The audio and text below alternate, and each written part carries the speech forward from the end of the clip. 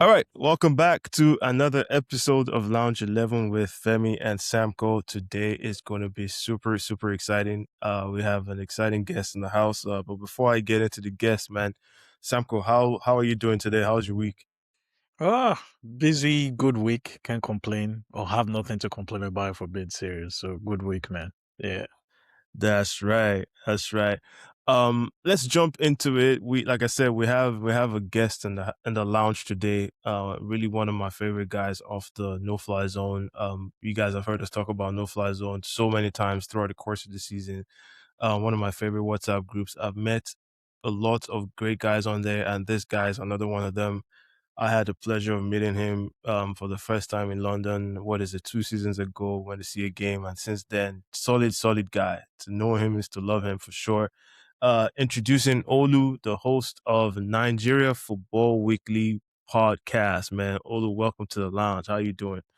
Thanks for having me, guys. Pleasure to be on. I just echoed the same sentiments. No fly zone.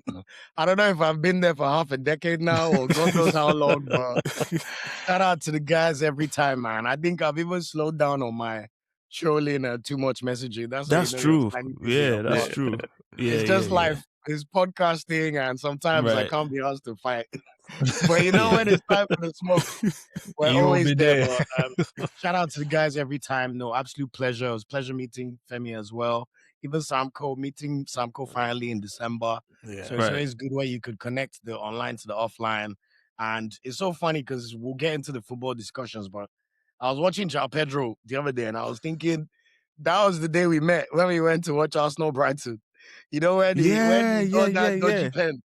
So every That's time I right. see João Pedro, I get upset, but I'm like, well, still good memories. And look That at is where true. we Yeah, end we up. went to see So, the Brighton game together in the exactly. Emirates. So shout Yeah. out. Thanks for having me. Pleasure to be on and to get to talk about a few more topics in breadth rather than just Super Eagles and all things Nigeria. So thanks for having me, guys.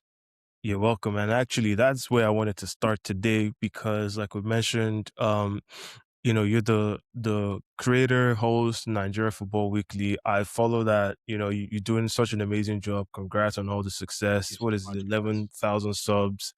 Um, as you know, I was in Morocco with you. Like I felt like I was in Marrakesh and Yeah, Morocco with you exactly. during the Yeah. Nations Cup, right? That means a Every lot, man. story, Thanks, guys. every story I was watching, as you were in the hotel with the Super Eagles and all of that, like I didn't miss anything, right? So thanks for covering that. And so that's where I wanted to start today, right? Like, the story of Nigerian Football Weekly. I know you're a London boy, like born and raised, kind of. Yeah, born in London, but I grew up in Nigeria till I was 16, like a lot of Right, us. right, Obviously, we'll come to England every summer, but then right. since I was 16, well, almost I'm about to be 33 next week. So over half my Pretty. life. Oh yeah, yeah. I always say 33 is equal because I spent 1 year in uni in Australia. Fairs. So Oh, Yeah. this wow. 33 will be officially 16 in England, 16 in Nigeria, Right. one in Australia. So Oh, wow. uh, that's the split. That's But yeah, London for sure. so. Um, Go ahead. Sorry, let me let you No, but finish. that's actually my point, right? So if you spend all that time outside of Nigeria and you're still repping, you're still riding for Nigeria. In fact, you take it very seriously. Anybody that Ah, knows you knows that. We're looking at the background right now and we're seeing the Super Eagles jersey and all of that. Where did that passion come from? Because I'm not gonna lie, I lost mine along the way, and it's people like you that kind of keep me engaged with what's happening. So, nah, where did I that totally passion come appreciate from? that. And I totally appreciate that. And look, like it's a lot of people. Like I always say, it's like in advertising, there's always like your loyal customers, the ones that would be there for you. There's the ones that will be considering you, and the ones that are just aware of your brand, but they don't really care. But you have to create a church for everybody. That's the way I see things. To be honest, this all started when I was 6. When I was 6 years old, I watched a football match for the first time and I was like, that's a bit of me, Like I didn't even grow up with the dad who loved football, or in fact, my family is the opposite. My dad loves football now because of my brother and I. So he claims he supports Arsenal and Liverpool. But a few set of factors happened. Age 6, we watched Nigeria 99 in Nigeria. That time, believe it or not, listeners, Nigeria used to host international tournaments. So Nigeria hosted Nigeria 99, which was the FIFA Under 20 tournament at the Yeah, I time. remember Yeah. that. Yeah. And my mom used to work in advertising, and one of our clients was Coca-Cola. So they used to always give them tickets. So they gave us a ticket to watch Brazil Uruguay. Little did we know Ronaldinho played in that match. Obviously, we didn't know at the time, but Oh, really? Yeah. Ronaldinho was one of the guys for Brazil. I think Uruguay actually won the match 2-1 or 1-2. I think the whole of Nigeria knew the song. What, Nigeria 99, something, something. Then they will sing the song in Igbo, Hausa, and Yoruba. So that was like the first like real Wow. iteration. But then the last time Nigeria hosted AFCON was year 2000 when I was 7. And that was really what did it for me because Nigeria was hosting AFCON. My mom and dad took us to the first game of that AFCON where we played Tunisia. We beat them by 4-2. Ikpeba scored 2 goals, Okocha scored 2 goals. Don't worry, I didn't remember who scored exactly from then, but obviously by the time you go and rewatch, you're aware of what happened. But this was in National Stadium in Surulere, so being able to go there, watch the match, see what the Super Eagles meant to the city, meant to the people, and then we won. And that tournament, we ended up losing the final to Cameroon. But we beat Senegal in the quarterfinals. Agawa scored in extra time, doing That's all the my boy. backflips. That's You my know, boy. semi-final. Then South Africa were decent. We beat South Africa 2-0. Babangida scored the 2 goals.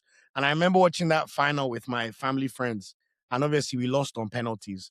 But to be honest, once that tournament happened, the seeds were sown. I've always loved football. Actually, I reached out to Critical Points. When I was still this 6, my mom bought us a FIFA World Cup book. You know when you finish from primary school and it's like the last day of school Yeah. and they bring out the books to sell. So Right. one of the books was the World Cup from France 98. Hmm. And my brother and I saw it and we were just like, it was like heaven. Yeah. You know, that time there's no internet, like, Yeah. whatever books or whatever you watch. When I say we read and studied this book, mind you, the World Cup had already passed, but we read everything. Di Matteo, Maldini, Color Oh Up, wow.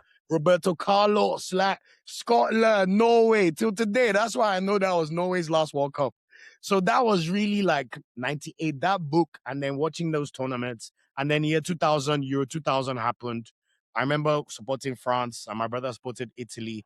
And ironically, that summer was the first time I watched Arsenal because we played the UEFA Cup final. We played against Mm-hmm. Galatasaray. For Yeah. some reason, it was on TV in my house. And Yeah. I just liked the Sega jersey because Arsenal wore that gold Sega. With the We've always blue. been a drip Yeah. or drown club Man. like for a long time.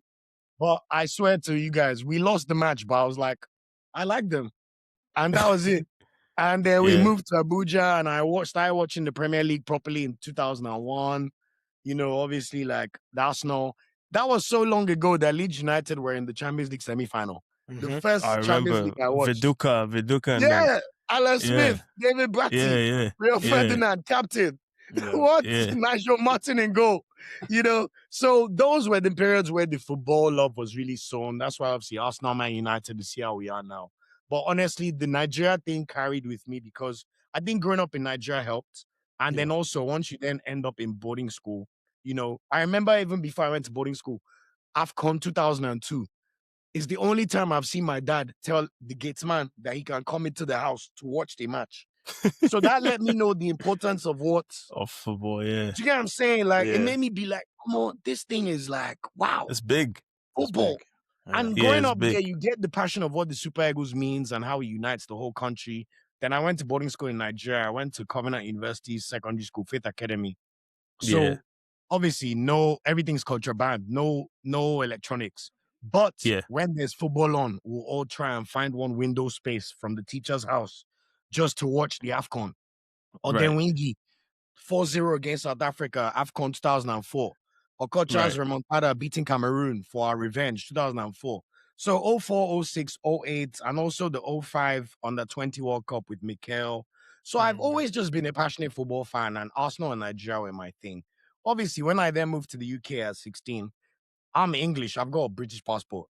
Full disclaimer. So obviously, you come to England, you're like, oh, I want to be English. It's great to be English, all of that stuff, because it helps you assimilate anyway.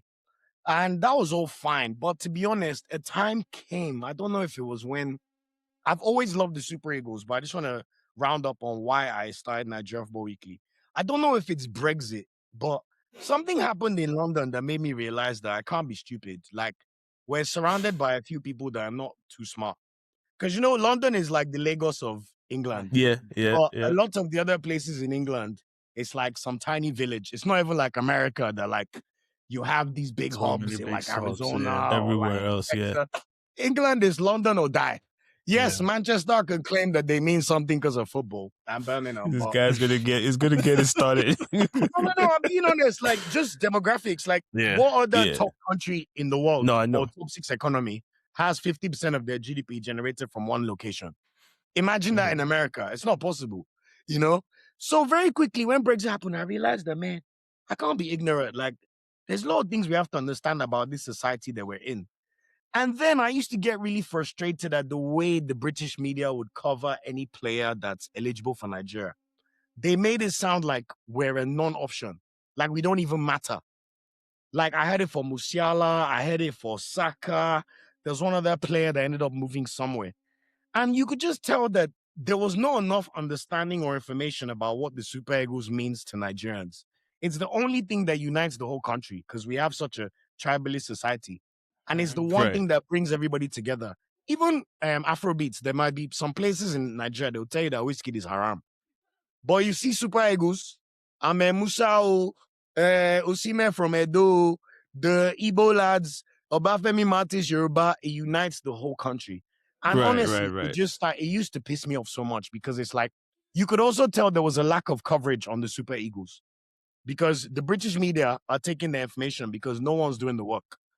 The Yeah. average Nigerian had fallen out of love from Super Eagles. We missed a few AFCONs, you know, and it just I just learned that whether you like it or not, you have to do the work. Nothing is earned. Nothing is given, it must be earned. Even Burna Boy, Wizkid, when they drop a new song, you see the marketing because they know Yeah. what they have to do. And I realized very quickly that Olu, rather than lamenting all the time about how useless the NFF is, someone used to tell me, Olu, you can always talk. Why don't you do something about it? So honestly, after like 4 or 5 years of lamenting, I think it was 2021 January, I just said, you know what, fuck it. I'm gonna make a Nigeria Football Weekly podcast. And I wanted to call it Nigeria Football Weekly on purpose. Everybody could talk about Arsenal, the important Nigeria and Premier League is like this. We already know. But Right. how do we bring the exposure of like our players in the top 5 leagues, outside the top 5 leagues, keep that ecosystem going?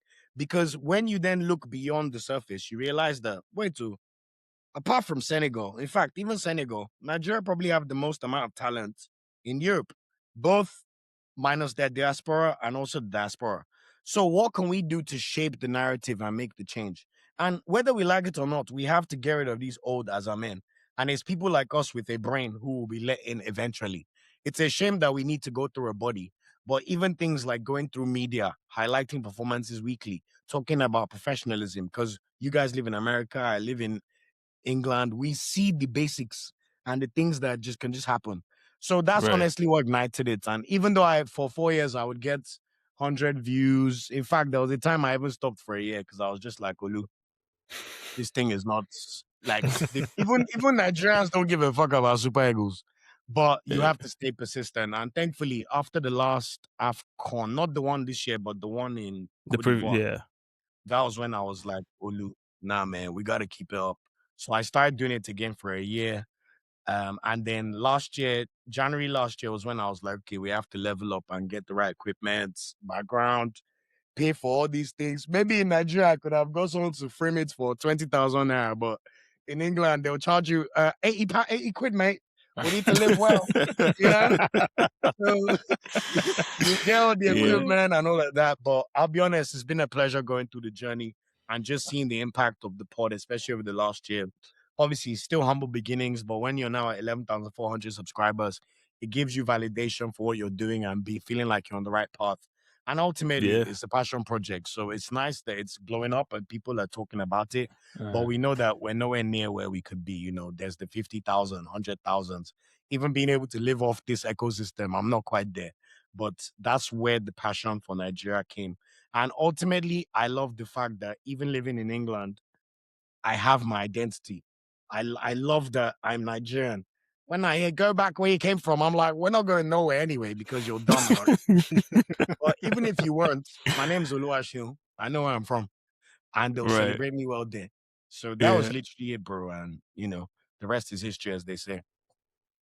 Well, congrats and everything, man. That's such a Yeah. Thank you, man. fascinating story. And I also wanted to take the opportunity to, just kind of congratulate you on, I saw recently that, you talked about 50,000, 100,000 followers, and I'm sure you get there eventually. But where you are today has gotten you into media representative. I saw you at the Champions League Yeah. game recently with the Atletico match. That was truly That was inspiring. big. Yeah. That was big. So Thank just you want to so just much, guys. acknowledge the journey so far, man. I don't So even want to pretend that was fucking massive. Like, what the fuck, bro?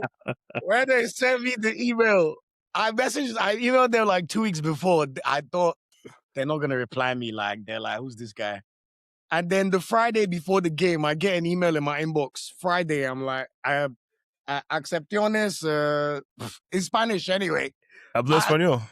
so I quickly translated it. No, I can't speak, but Yeah, obviously, yeah. thankfully, with all the AI tools we have in the world, See, you could see. translate and get an idea of what's happening. And that was massive. Like even being there, being in the press box, observing the protocols. I met the Gazeta de la Sport pundit for Spain. When he found out I was Nigerian, he goes, "Oh, do you know Osasu, who's one of our most famous Nigerian journalists?"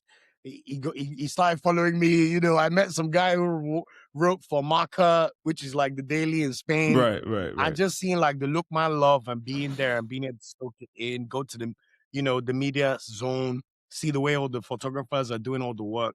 And by God's grace, it's only the start. In fact, full transparency for when this drops, I've sent the emails for the Tottenham Atletico game in London and the Liverpool and Galatasaray one at Anfield. Love Obviously, it. England, I know, will be much harder, but if Mm. you don't Yeah, try it, Yeah. so we'll see what happens. yeah. And No, hopefully, if but I you can who go on. knows? Who knows? Maybe You never know. you going for some of the other ones actually add some credibility to it and gets you Exactly, into Anfield. exactly. Who knows, man? And Yeah, we're so just starting. I mean, if this is happening at 11.5, then and also I don't even want to make it a thing about numbers. It's just credibility. We know what we're talking about. We do right. our research. Even though I watch so much football and I talk, I'm sure you guys even see from when you watch. You can't imagine the amount of research. Like I have my Yep. iPad on me. In fact, this is why I'm so happy to be on today. I don't need no iPad. This thing I research everything just to make sure. Yeah. Because Right, even if right. you know stuff, you want to make sure that you bring like quality control content to people so that in Correct. 2 years' time, someone is not asking, "Oh, where did this Tochukwu Nadi guy come from?" Or Yeah. where did Gift Urban come from? Because, for example, Boniface, we were tracking him Yeah. when he was in Belgium like Yeah. 4 years ago. So it's quite lovely also seeing the journey and seeing how these guys are progressing. So Yeah. we thank God and thank you guys so much, man. It means the world. And you people know me, I don't ever beg anybody to watch. I've never was. That's one of my things. I will never go on any of my chats and be like, please watch my shit. Mm. If you want to watch, you want to watch. If you don't, like, it's not by force. Like, at the end Yeah. of the day, the Right. credibility will come through. So it Mhm. means a lot to hear from you guys. And, Yeah. they're people I respect and I love what you're doing as well. So thank you. Appreciate it, man. I Yeah, appreciate it, like I man. said, glad to have you on here. Before we get into some of the other things we want to talk about, I see that you're wearing your Arsenal jersey. You've already disclosed that you're an Arsenal fan. We've gone to Oh, see a yeah. game together and all of that stuff. You moved back to London, what, 16, you 16, said. 2009. Yeah. There was a number of different options that you could have picked in London. London has, my recollection, at least at the moment, maybe 7 or 8 Premier League teams thereabout. True. True. Right. And so you could have picked anyone, including the ones that at that time, but I think Charlton was in the league at some Charlton was point. in the Prem. Charlton, Yeah. yes. Yeah, at Charlton. some point. Yeah. So you had a ton of options. Yeah, How man. did you end up with Arsenal? You picked the Great best one though, question. but I'm just interested Oh, I in picked the best one for sure. I mean, like, to be honest, I don't know about you guys, but I was one of those guys, like, even when I was 11, my email address was like TOO_Arsenal. Like, when you're a kid, before you realize Yeah. how much you like woman or other interests come inside our music, it was ball. Like, I used to even feel pride in just knowing I'm an Arsenal fan. Like, I would Yeah. go and like read like the Academy News, Sanchez Watts, Fran Merida, all those guys. Yeah, But yeah. how it started, like I gave it away earlier when I was rambling as usual, hence me doing a podcast. But I watched Arsenal play Galatasaray UEFA Cup final in year 2000, and I just liked the way their kit looked, and I was rooting for them in that game. I didn't even notice the Kanu factor, to be honest. But we lost on penalties. That time, Galatasaray had Georgie Hadji, who was the Romanian like hero. I don't know if you guys know him from FIFA, but Romania had like their golden period from 98, 99, 2000, where they used to bleach all their hair blonde. They had these two guys at Chelsea, Dan Petrescu, and I forgot the other guy's name. But Georgie Hadji was playing for Galatasaray, so he was the star player that won it for them. And their goalkeeper used to be Brazil's number one, Tafarel, kind of like how you have Edison at Fenerbahce. But Yeah. honestly, I just like them. And I think the fact they lost even made me like them more. I was like, damn, how could they lose, man? Like, oh no. And that was it for me. So from the next season, I started watching Arsenal. In fact, we didn't even have DSTV. We used to have one of those L something cables that would have the commentary in Arabic. So yeah, goal, akbar, all you know is you're watching the match and it's live. And Yeah. honestly, that was it for me. So I from 2001, I started watching Arsenal, and then I found out about Thierry Henry. My brother found out about Michael Owen, so he became a Liverpool fan, and that was it for me. So I started watching us very early on. But the first proper season I watched, like from top to bottom, was 2002, when we won the title at Old Trafford because I was 9 years old. So that was once it was fully set, and then I was like, okay, there's no going back. I even remember the first time I had a migraine when I was 10 when we lost the title to Man U. I don't know if you guys remember. It was like 3 games to go. We were in a shot of winning the title. Then Leeds United came to Highbury. And I had a soft spot I for don't Leeds a little remember. bit. Yeah. And bro, they beat us 3-2. They had this left back, Ian Hart. He was like Leighton Baines times 5. Like free kicks, crosses. I swear, Ian Hart, I'm telling you, what Ian Hart did to Arsenal that day. I just remember I left my neighbor's house because they had DSTV. And my head was just pounding. And I was like, Mommy, this headache does not seem normal. She goes, oh, it's a migraine. Go and sleep. So, and that was it, guys. So ever Arsenal since has put then, us like, through some stuff, man. I've been riding without, bro. But at least I'm grateful that I caught the first 3 years, 4 years where I watched us win the Things were title at good. Old Trafford. Yeah, I things were watched good. Henri times, you Yeah. know. We didn't know what was coming, but honestly, we were like, I'm How sure could both of we you. have known? How? And also, I'll be honest, we're locked in for life from then. So, like, Yeah, whatever I was gonna bring, that's why you see when I joined No Fly Zone, I could not understand how there's people going on in the chat with confidence that they switch clubs. Like, I don't know if it's me moving to England, but like, it took me I a know it's while, and I crazy. was just like, To this day, I can't understand it, and definitely cannot respect it. But it is what it is. You know what I'm saying? it is what Especially it when is you say for you real, switch from Arsenal to Spurs, I'm like, yeah, now you're a joker. You know. bruh. But it is what it is. I'm telling But you. yeah, great to have you, man. Thank you. We got the story about the Nigeria Football Weekly. We got your Arsenal story. But I think we'll probably just jump into some of the things that have happened since the last time we've been on. I kind of get your thoughts on them as well. I'll bring Samco into the conversation. Last time we were here, at the time of recording, last time we were looking forward to the Champions League draw. Yeah. And that has now happened, and you've seen the draw, so I'll give you the first pass at this. You've seen we've ended up on the other side of the draw where we're going to play Leverkusen and the Sporting and Bordeaux, and basically people were saying that we got on the quote unquote weaker side of the draw. What are your thoughts on that draw? Was it what you were expecting? How are you feeling after seeing the draw? Oh yeah, it was what I was expecting. I'm not gonna lie. Oh, We need good news this year, guys. And I don't know about you guys, but once Nigeria lost that semi to Morocco, which I'll talk about it one day on this pod. Crazy experience, by the way. But I just felt 2026 something has to give. Nigeria not going to the World Cup. Me, even though I've confessed I'm English, I hate England's national team. I can't wait to watch them lose. So I just knew in my heart that like Arsenal, we need some joy this year. And I don't know what it was like for you guys watching the draw, but I was in front of my TV last week Friday, I watched and it. I was just praying to God. I said, God, just let us fall on this Bodo side, please. And then let Bodo play Sporting. And then you're watching something in real time, and it happens exactly as you want. I think I screamed so loudly. My brother was like, "What the fuck, man?" Like, because you're playing Champions League. So to keep it succinct, honestly, I can't. I'm so grateful. Like, look, forget all that talk about um um easy side of the draw. At the end of the day, you have to beat what's in front of you. If you watch Liverpool when they won the 2019 Champions League, they played Villarreal in semi-finals. They played some other bummy team in the quarterfinals. Nobody complained. And lads, if we win it, at the end of the day, nobody's gonna say, "Oh, but they played so in the quarterfinal." We don't give a damn. One thing I love is because of the past 3 years, I also know we will not underrate our opponents. So even Leverkusen, take them for granted, you see Shege. Um, Bodo Glimt or Sporting, take them for granted, you see Shege. We've seen it in Europa League ourselves anyway. But guys, I think it's time for us to stop being scared. We are the favorites to win the Champions League and the Premier League based on what we have seen in front of us. And we might as well just embrace it. If we A few fall people short will in love you. exams, I can live with it. But Yeah, I don't. Definitely, you're preaching we to the are the choir over favorites. here. Even betting odds, like this, is not even like hyperbole. Check the betting odds everywhere. I checked last week, guys. Like, embrace it, guys. Whether it's Barcelona Atletico in the semi-final, no problem. But ultimately, let's be honest, Arsenal should be making the final. I can understand Barcelona, but I would love to see us eat on that Hansi Flick highlight.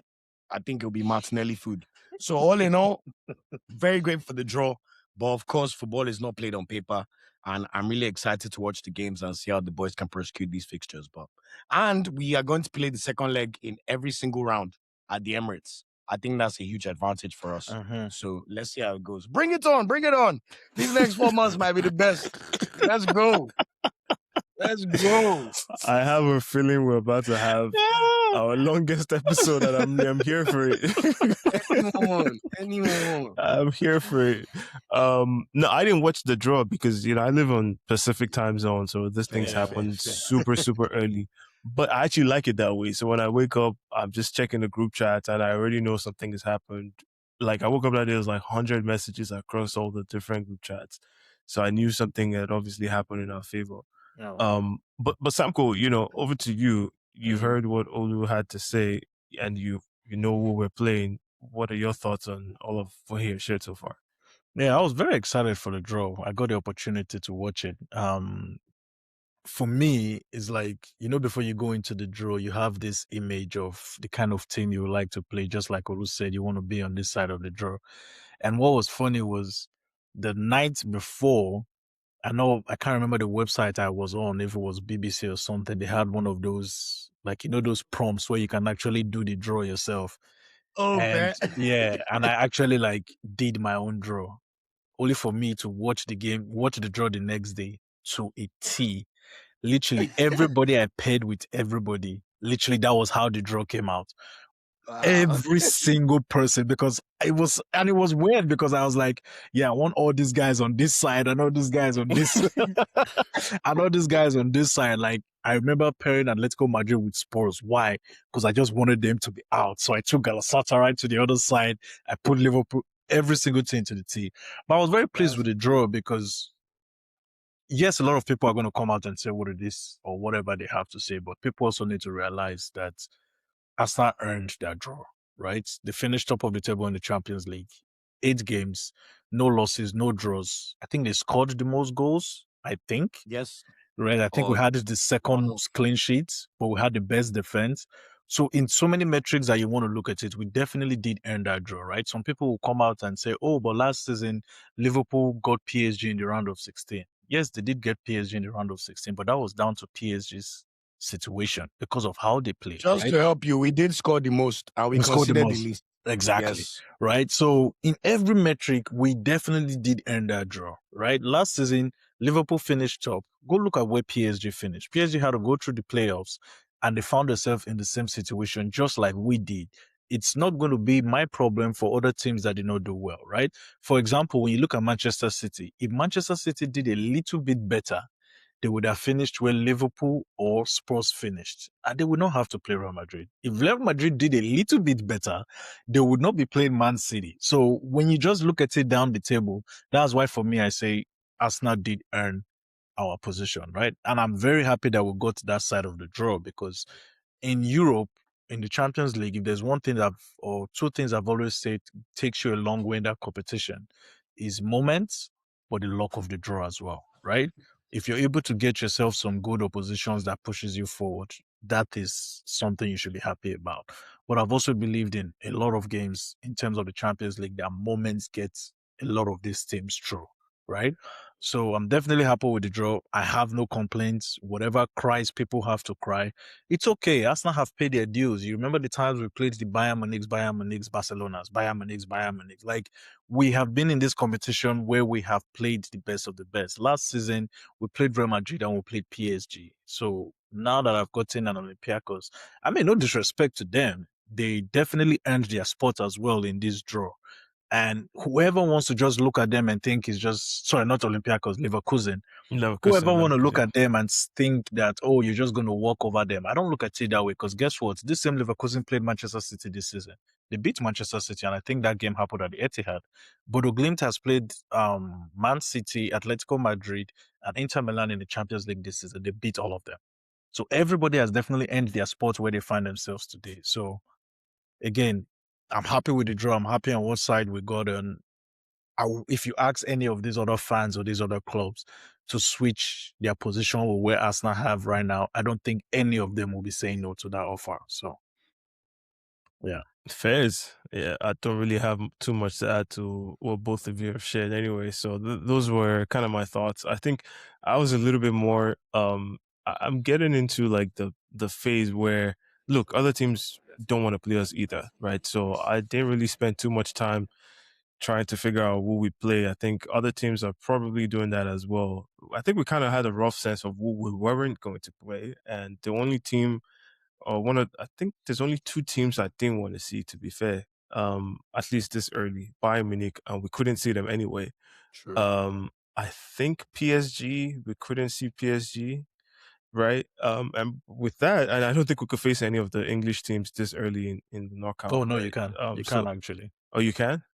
Oh, really? I didn't even We could realize that. have, but we got lucky. Yeah. Yeah, you Yeah, could but have. my point is, I don't think there's any of them that I'm like, you know what, this would be I love that you crazy. said that as well, that people will be scared to play us now. I think we must never allow banter allow us really forget how scared our ops are of us. Yeah, You don't yeah. want to play Arsenal Football Club right now. Forget banter, forget boring. In fact, it's so funny hearing the new angles they come up with to try and discredit our football, but Yeah. nobody wants to see us. That's for So sure. I that's agree. exactly where I was with it. With like, yeah, I know there's some teams that are equally good or just as good or whatever the case might be, but we're also like a problem that you wouldn't want to face right now, at least not so early in the competition. So I didn't really allow myself to get too carried away with like all the permutations. But luckily, it worked out the way it did, and obviously all our attention will be on Leverkusen next week. I trust the manager to kind of center everybody and keep them focused on the task at hand. Us fans can kind of get carried away and start plotting. If we beat this team and beat that team, that's just what fans do. But I'm sure that in the camp, the boys are probably like, you know what, let's go play Mansfield this weekend, handle business, and then move on to Leverkusen and handle business as well and take it one game at a time. That's really where we are right now. So it's one game at a time territory, and I'm happy with that. I'm happy with that. Um, staying on Arsenal, staying on Arsenal, couple of games, two big games. This week could have been tricky for us, right? I think in both instances we played after Man City, if I'm Yep. not mistaken. We played at the one on Wednesday was I at the think the same last time. three At the same The actually. other time, at one the same time. Yeah, Yeah, was yeah. played at the Wednesday was at the Brighton was same at the same time. time. Right. Spurs, Chelsea were after. Yeah. So Chelsea, I Yeah. think Man City had just played. I can't remember who they played anymore. Leeds. Was Leeds? Oh yeah, it was Leeds. Yeah, they Because played And I Leeds. was on my Yeah. way to dinner and I was watching it yeah, I from remember. I outside of some remember. pub. Yeah, I remember actually. And that was a tough game for them, the Leeds Yeah. game, Brother. because the second half was they could have, it could have been a banana Yeah. peel game for them. But focusing on the Arsenal portion of this, since we're talking about Arsenal, Chelsea, 11 straight game where they failed to beat us.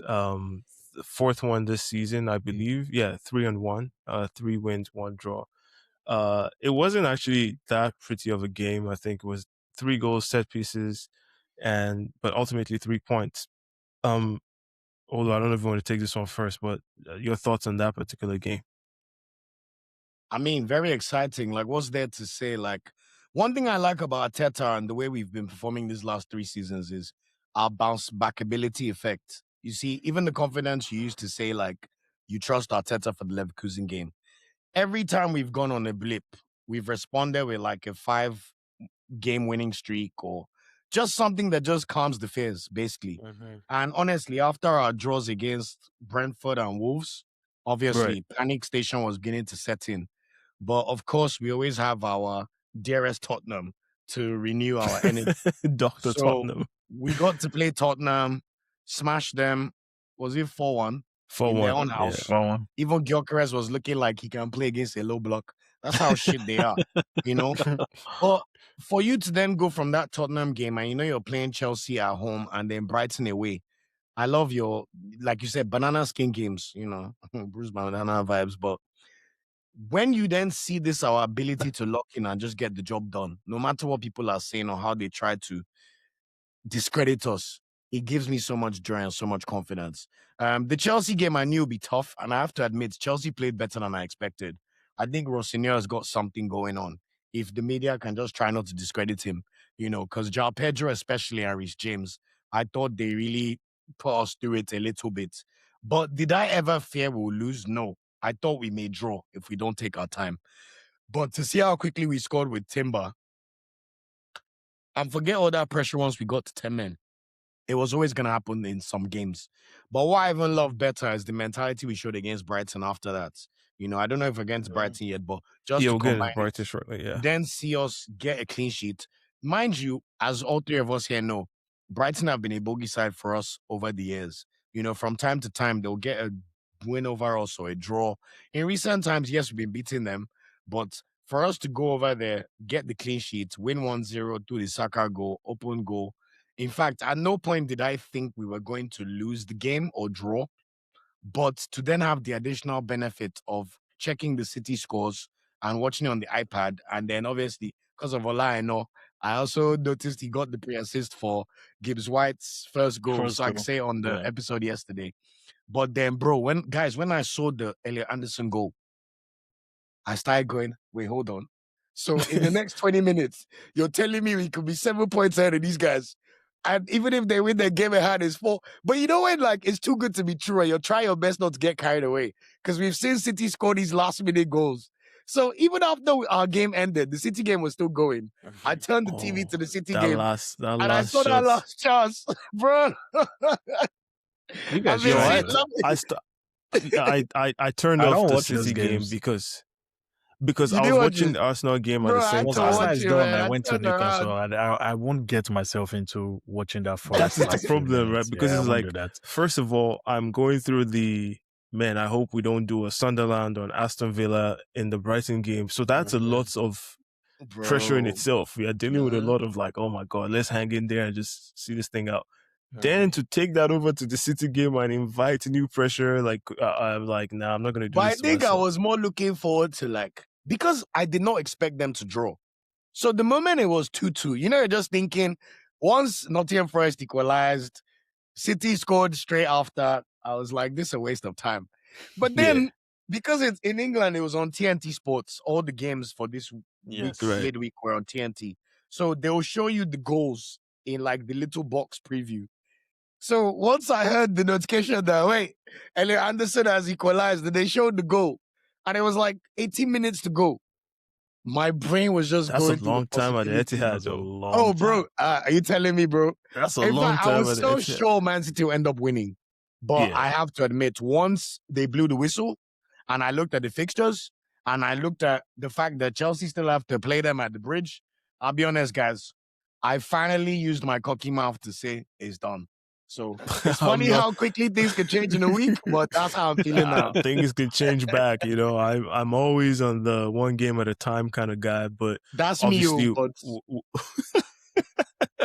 obviously we're in a very strong position. Even Yeah. I would admit that, but again, I mean, things could change. We're going to play Everton next in the league. They're going to play, I forget where they're playing actually. West West Ham, Ham, I trust me. believe. Oh, yeah, Yeah. West Ham So away. things can still change, right? I want to take it a game at a time. But what is clear is that every game gets us closer to where we're trying to go. And so that's what I'm here for.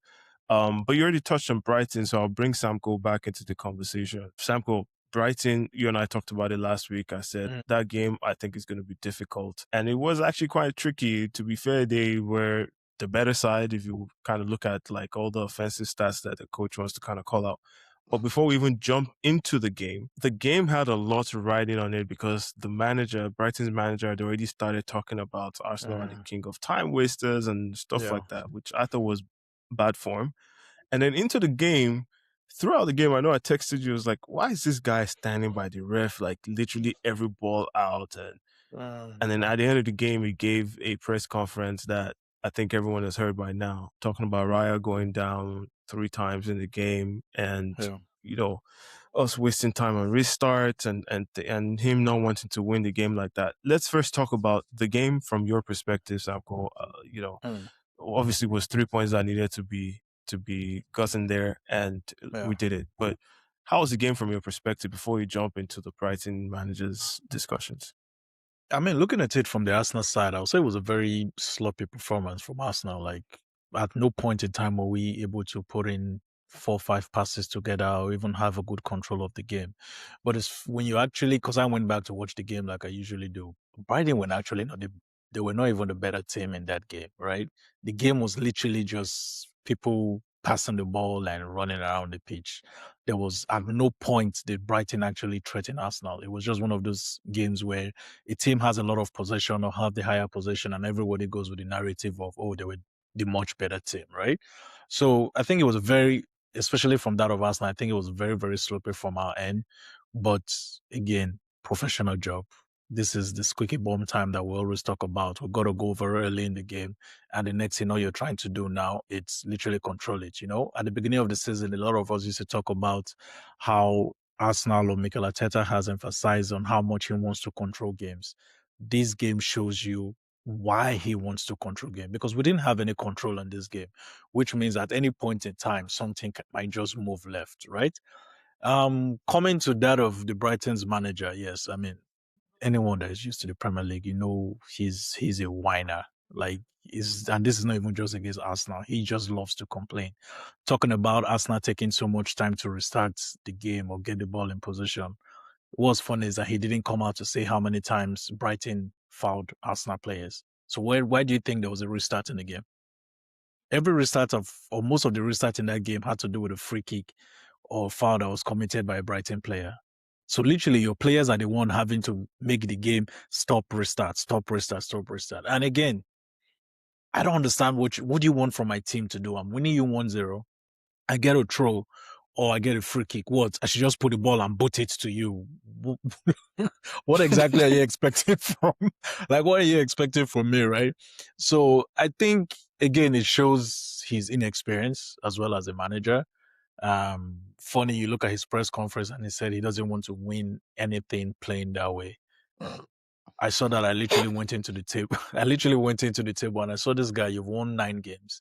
I think we've played 29. We've played 29 games. You've won only 9. So if we put it down, that's almost like 1 win in a month. So you're not even in the winning no position. trophies at You're not Brighton winning anyway. anything. So you're So, not even like, in the position to come out and say how you really want to win. I'm sure if you had done more or you've asked for your team to do more, you would definitely have registered more than 9 wins in a season. We've played you 3 times, you've lost all 3. So again, like, there are just so many ways that we can go about this. And again, he's just being a whiner, and I understand it hurts to lose, but he also needs to understand we're definitely in a different business right now, right? You might be here to entertain. I don't know who you're trying to entertain, because if you were actually an entertaining football team, I want to believe a lot of people would tune in to watch Brighton. Do you wake up in the morning and say, Brighton is the team I want to watch today? No. So what are you talking about? So yeah, it's crazy that you bring up the stats. I just pulled it up. Like 29 games, they've won 9, games. drawn 10, and lost 10. So I'm not really sure where that guy gets exactly the arrogance to I think talk about also he's winning. not someone to listen to. Like, guys, the day Femo and I met, when Declan Rice got sent off for that touch. Yeah. This same Fabian Hassler at 29 at that time said it was Declan Rice deserved to get sent off. Like, bro, you've lost all credibility. We know you're just whining because you lost. No, let's be honest. There's some managers like David Moyes. I think they're still as objective as they can be, no matter what it is. But this guy, when we were getting dodgy red cards against Brighton, he was there saying, well, you shouldn't have kicked the ball after. Like just saying stupid stuff where we all knew it was not a red card. Mm-hmm. So we already know that he's not saying anything based on fact, but he's just talking emotion. And he's forgetting that, look, you're a young boy. Get the media that you think are going to try and you think they're on your side because you're bashing Arsenal. Bro, no. Arsenal is a media juggernaut in this country. Apart from Manchester United, nobody sells papers more than Arsenal. Even George Graham times in the early 90s, we knew that they didn't like Arsenal for some reason. Whatever it is, I don't know if it's because we're the first club with all these black players, whatever it may be, we don't care. So I even think we're giving Hustler a bit too much. He's even lucky. We've mentioned his name has probably been mentioned more times these last few days because of Arsenal than the last 2-3 months. So honestly, like, go back to where you belong. If we're ever being honest, we should be extra critical of Brighton. Look, Brentford were tipped to get relegated. Right now, check the league table. Brentford are 7th. Brentford could still fight for a Europa League spot or a Conference League spot. Look at Everton. Look at Bournemouth. Look at Fulham. Brighton spent 200 million plus of the Queen's finest sterling. No, not even the King's own, the Queen's own. The King. No, the Queen's own. The Queen. The King is still imprinting. No, if we're being honest, before Hustler came in, and even him that is talking, remember when De Zerbi was there, or even Potter? We all respected Brighton's Potter ball or De Zerbi That was the ball. next thing I was gonna say. Brighton were the kind of team that you could watch and even say, bro, I used to enjoy watching them on a good day. Like Matoma, especially De Zerbi. You see some interesting things. But isn't now Hustler that's come and spent over 200 million and the team has not progressed? Can you tell me Brighton should not be in Brentford or Fulham's or Bournemouth's positions? I disagree. Bournemouth sold half their starting lineup last summer. Half of their backline. Hoytson, Zabani, Kerkesh to Liverpool. Look at Bournemouth. Look at Brentford. They sold Mbeumo. They sold Wissa. So if he wants to do that game, bro, you are messing with the wrong people because we will harvest your stats, bro. And you're too young to be fighting with people in the media. And I love the fact that Arteta brushed him off like a little child. Because I also think that was my favorite the best part. Yeah. It's good for managers to also little bro people that deserve being little broed. So we go and face our Premier League. Look at him talking. If we ask this room, would anybody want to win like that? Bro, excuse my language. Who do you think gives a hell about what you have to say?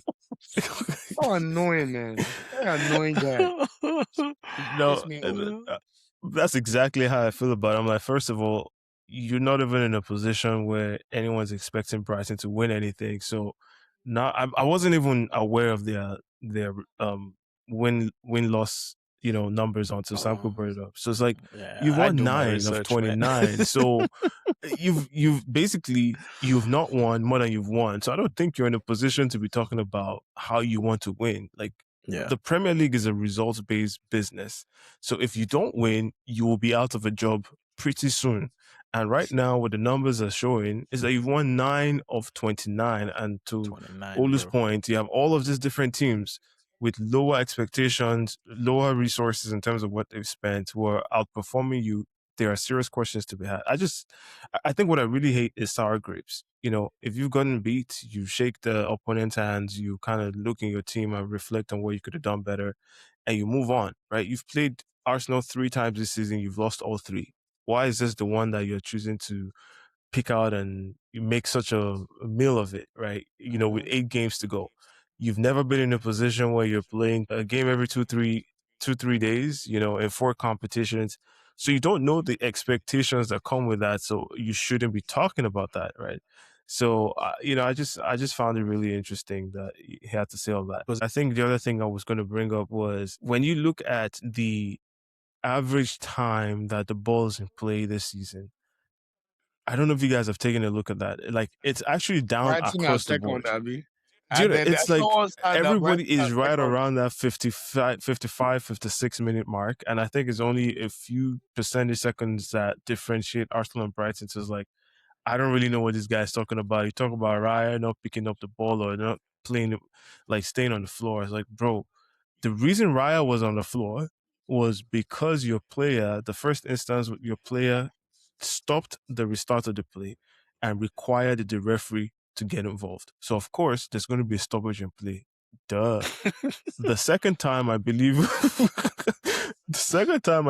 there were subs that needed to be made. So when you say, "Oh, three times the keeper's on the floor," I think it's important that you tell the complete story. It's also important that you tell the story that your goalkeeper, when they looked at the stats of people who take their time restarting the He's game after second. picking it up, is actually at the top end of the He's, table, and he's Raya is number at the two. bottom I end. think he's number two. So it's like, I don't really get it. I'll I be just honest, think if it's I'm Tony Bloom or I'm the sporting director of Brighton, I would have had a meeting with Hustler yesterday. Just be like, look, you're the manager. We respect you. yeah, Stop making enemies and saying stupid shit online. Done. Because he makes Brighton look stupid. Everybody, Brighton have earned this reputation as like the best in analytics, recruitment, right, very well right, run club. And then you now hire one young boy that's just trying to ruin your reputation. And he's right. younger than Welbeck. Like, bro, in That's fact, true. ask Welbeck. Let Welbeck tell you how to behave because you sound stupid, man. Honestly, like, what we doing here? What we doing here? It's true. This guy said, "Ask Welbeck." That's crazy, bro. uh, You all lost. British Keep people it are supposed to moving, be nice, bro. And the worst part is the guy forgot he's German. Like, you're not Tommy T with all these awards, bro, that they're gonna like love you and respect the hell out of what you're saying. They're probably taking the piss out of him behind his Oh back. my Like, look at this god. young boy just chatting shit. Like, Uh, bro, go and get some trophies, then we'll listen to you like the big boys. Like, get out of here. Samko, I'll give you the closing words on the Brighton the thing before we move on. Any final thoughts on any of what we've shared so far? I mean, final words, I would just say good performance by the boys, right? Because like Olu said, we were literally playing at the same time as City were having their games, right? So for them to just have that focus on that game, get to those 3 points and keep it moving, I think that was very, very much important. We found ourselves in a situation where we have 8 more games to go. So your focus, your execution are the things that are very much important right now, right? For a game like that I felt we were very sloppy to leave there with 3 points. It's crazy when I look back. I remember the 3 games after Wolves were Spurs, Chelsea, and Brighton. And I remember saying to myself, Brighton. if I get 7 points out of that, I'll be pretty much good. Because two of those Happy games, days. two of those Yeah, games were away. we got And the 9. other one was Chelsea at home. And we literally left with 9 points. So there's nothing much you can say. Sign Yeah, of champions. literally. So you just get it moving and on to the next. For my own peace of mind, I'm saying we have only 7 games left. 7. Guys, if we do what we need to do in the next 7 games, I need us to lift the trophy at the Emirates Stadium. Our That would last be game of good. the season is at Sellers Park. Burnley. Burnley. Exactly. We No, need to no, lift but the our trophy. last Yeah, home you're game right. is at Burnley. Our last Yeah, home game is against Burnley. And if we yeah. do what we need to do and draw against City or win, bro, we should be lifting the trophy at the Emirates. Can you imagine it's been 22 years and you have to lift the trophy at Sellers Park? I mean, that might be easier for me because I live in South London, so I can get to Sellers Park in 20 minutes. In fact, maybe I should try and buy a ticket. Tickets will be cheaper. Maybe I should try and buy a Yeah, those ticket tickets will now. be cheaper. Tickets will be Angle, cheaper. You know what I'm saying? They'll be Like, cheaper. Yeah. just to be safe. But the way I'm seeing it is our next 7 games, 5 are at home, 2 are away. Yeah. City and West Ham away, and the rest are home games. So Arteta, take us to the promised land. God bless you. yes. Actually, I was gonna end on that note with the Arsenal segment, but something that Samko just introduced kind of jogged my memory a little bit. It sounds like your focus was, you know what, I don't really care about the performance, just get the 3 points, let's get out of here. The discussion I've been hearing this week has been crazy. I promised myself, as you know, I texted you, I said, I'm not getting involved in any set piece related conversation with anybody moving forward. So I'm not even going to bring that question up. But one thing that we have heard is the style of play. It's boring. It's this and it's that. It's like, what do you guys make of it? Sample, you go first, and Olu can close it off for us. When it comes to the style of play thing, I think the first thing I would just say is if you look across the Premier League for all 20 teams, there is no one team I can pick out and say play exciting football. There's not one. Even the Manchester City that we're used to playing that free flowing, attacking, tiki taka football, there's not one person, right, that has come down and say we have played entertaining football all through this season, right? And again, when you look at it across the entire league, set pieces have increased more than it did last year and 2 years ago. This is across the league, right? Now, what does it take to win the league? You have to be the best team out of 20 teams. When I look at the leagues, Arsenal have won the most games, scored the most goals, lost least games, conceded The less fewest, goals, yeah. have the most clean sheets. Again, numbers don't lie. When you go through the metrics across the league, Second most goals from open play. second most Two. exactly from open play. So when Thank you you. go across the league in terms of every metric you want to use to say who has been the best team, Arsenal is number one in each and every one of them, right?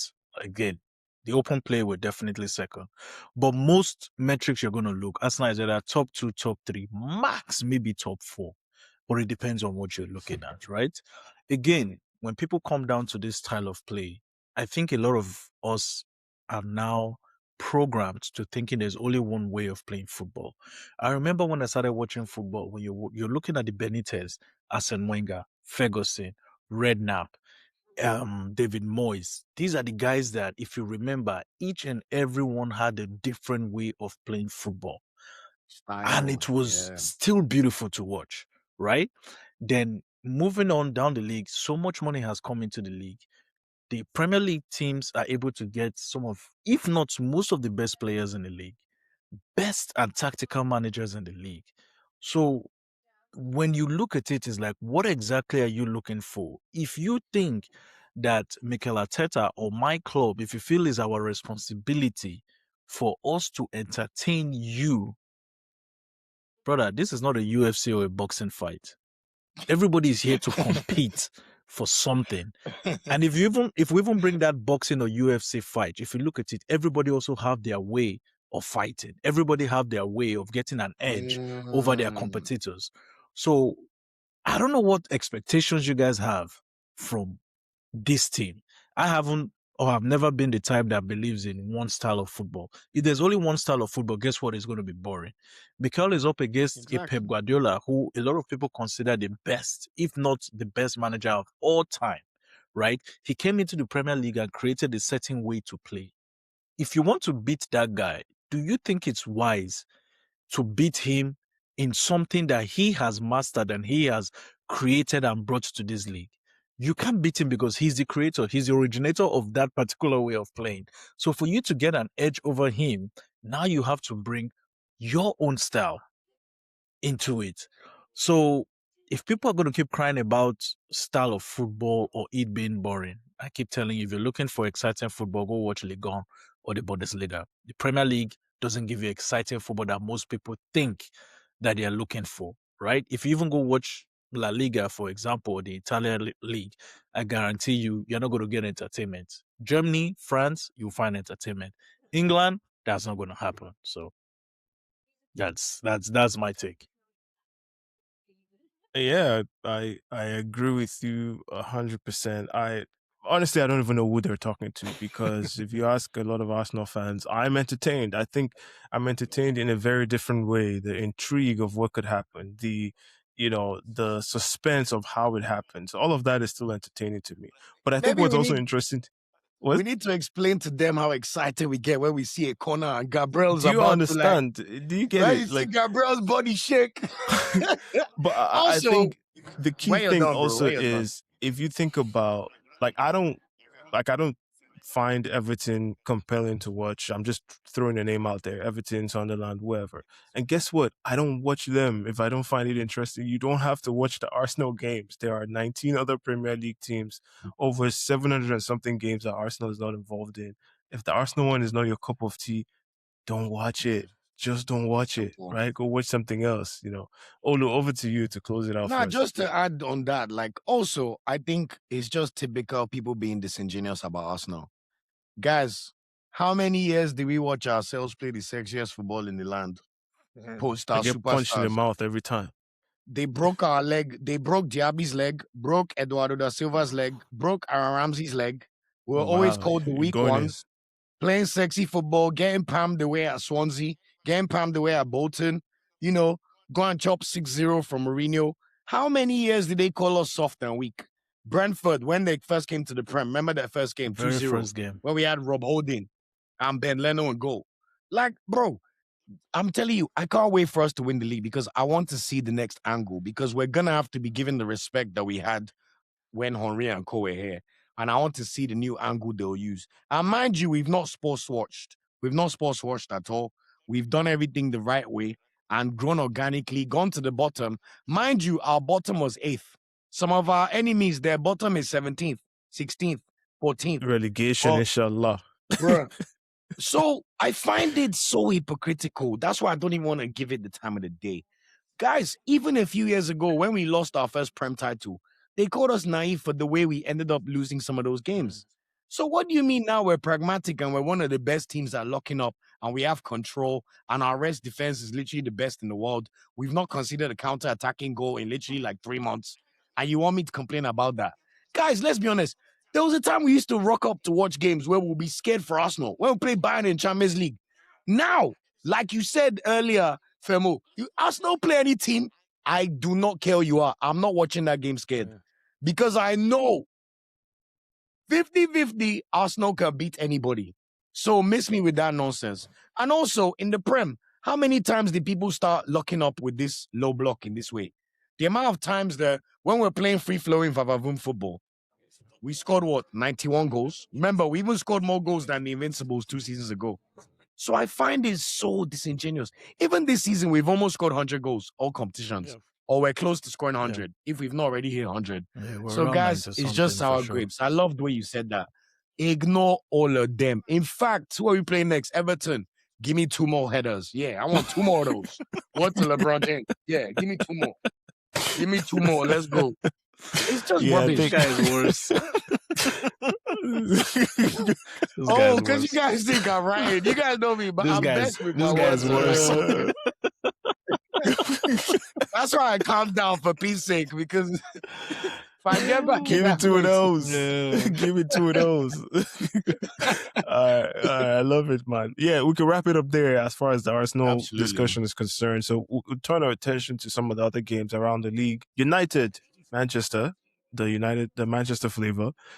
They suffered their first loss under the new manager or interim manager, Carrick, against Newcastle. It seems like it had been coming for a minute because they've had, 2 games before this one where there was red cards to opponent, and looks like they kind of just stumbled across to the finish line with the 3 points. But this week it was anything but, right? Yeah. They got a red card. And it looked like another one of those ones, but Newcastle wasn't going to lay down and just take it. And they actually came back with 10 men. They looked like the better team from that moment on, and they stole it they won it right at the end with Osula's goal. I still think United finished third, just given the teams they're up against for that top 4, top 5 race. So I don't think it's that big of an impact for them. However, we have to talk about, the loss under Carrick, what that means. Did any of you see the game? Yep.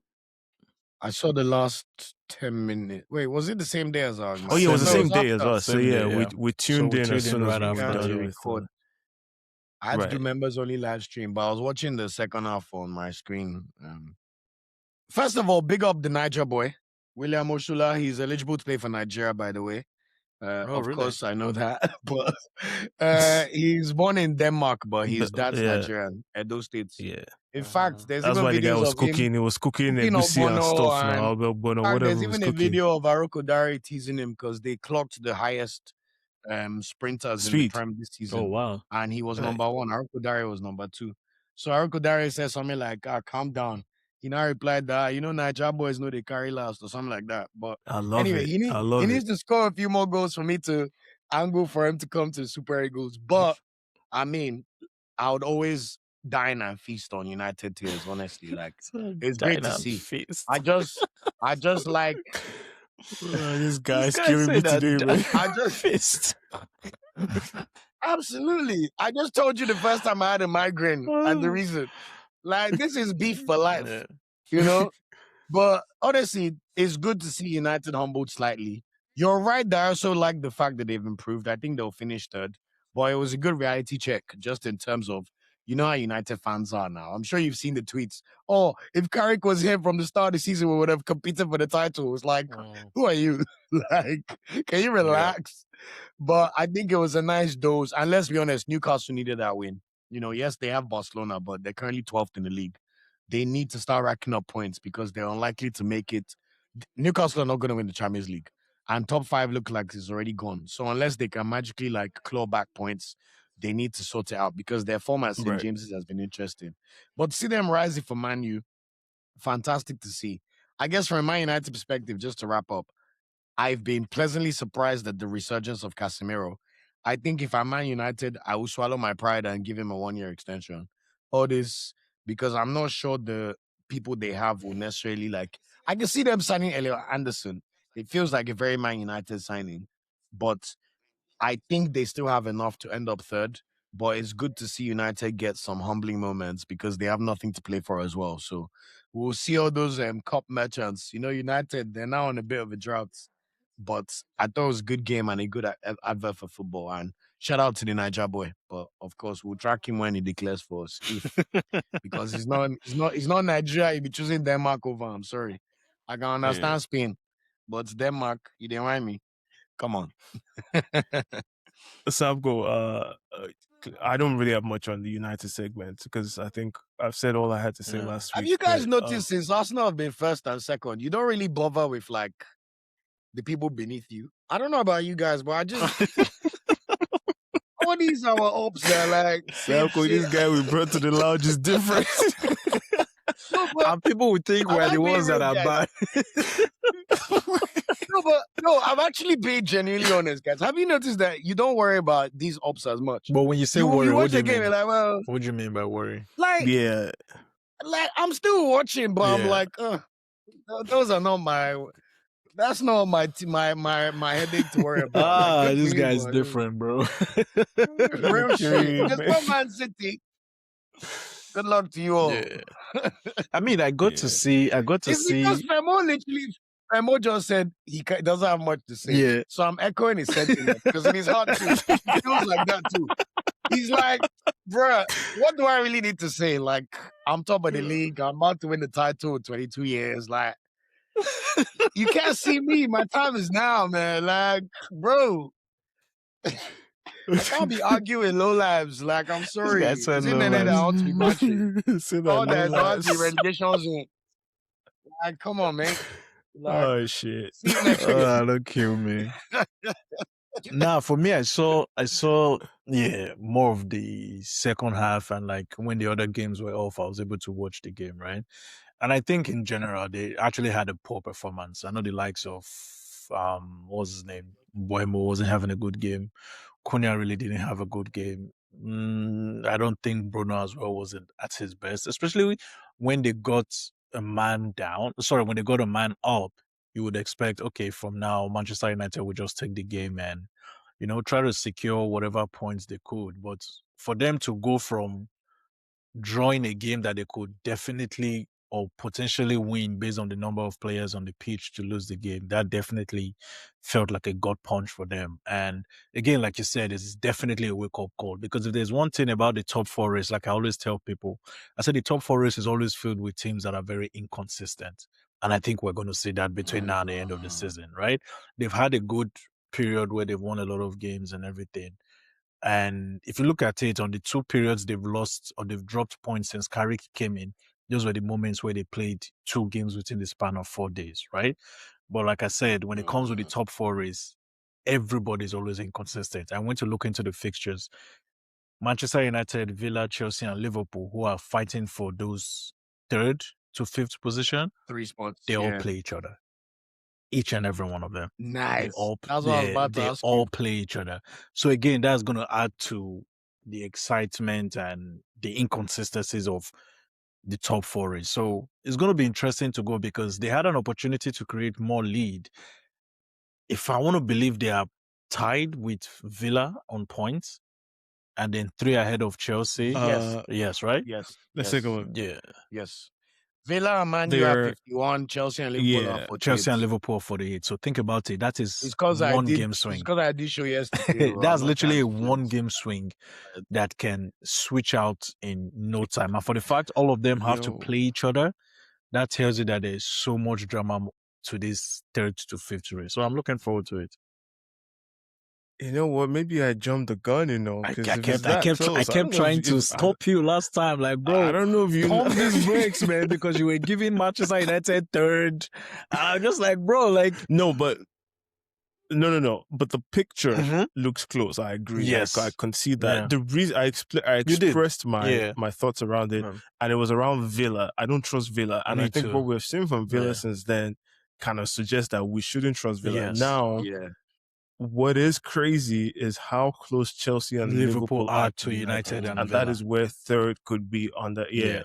I think Villa, if they're not even careful, they might drop out of top 5 Oh, completely. I can see Wait, that Man happening. U and Villa play each other Yeah, next. that's the you next know? game. Yeah. They play each other next. So that's what I'm saying. Oh like, my God.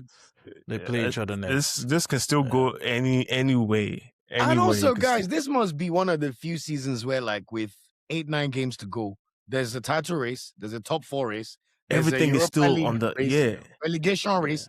Even Wolves and Burnley have decided not to be extra bummy. They're like, well, we're going down, but we're taking you with we're us. taking somebody down with us. So much for a league Like, that a this lot is of an people have tagged. all-timer season, I bro. said so much for a league for a lot of people have tagged not as good as it used to be or is a weak league. Right. Bro, it's all hateration. We all know history. We know of the what it time is. was. We know what it is. We're on course to get 91 points, bro. Let's block out all the rubbish. Yeah. Let's just touch Yeah. this trophy. Yeah. And I'll see you guys in London at that parade. And then we go from there.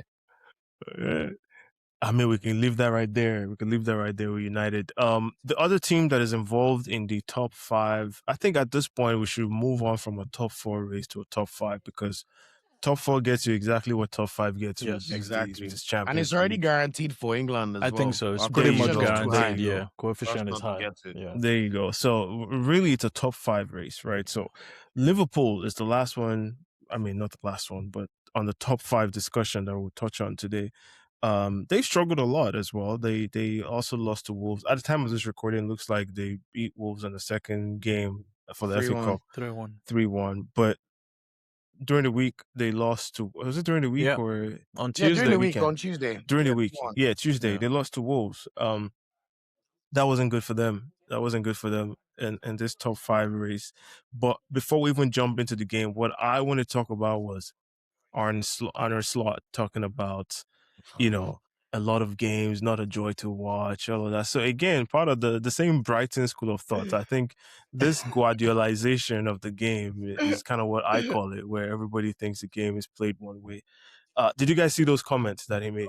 Of course. Slot. Another little bit. I'm sorry. Like, let's just keep it 100. Like, he literally made those comments the day before he put up that Just display before, at the Molyneux.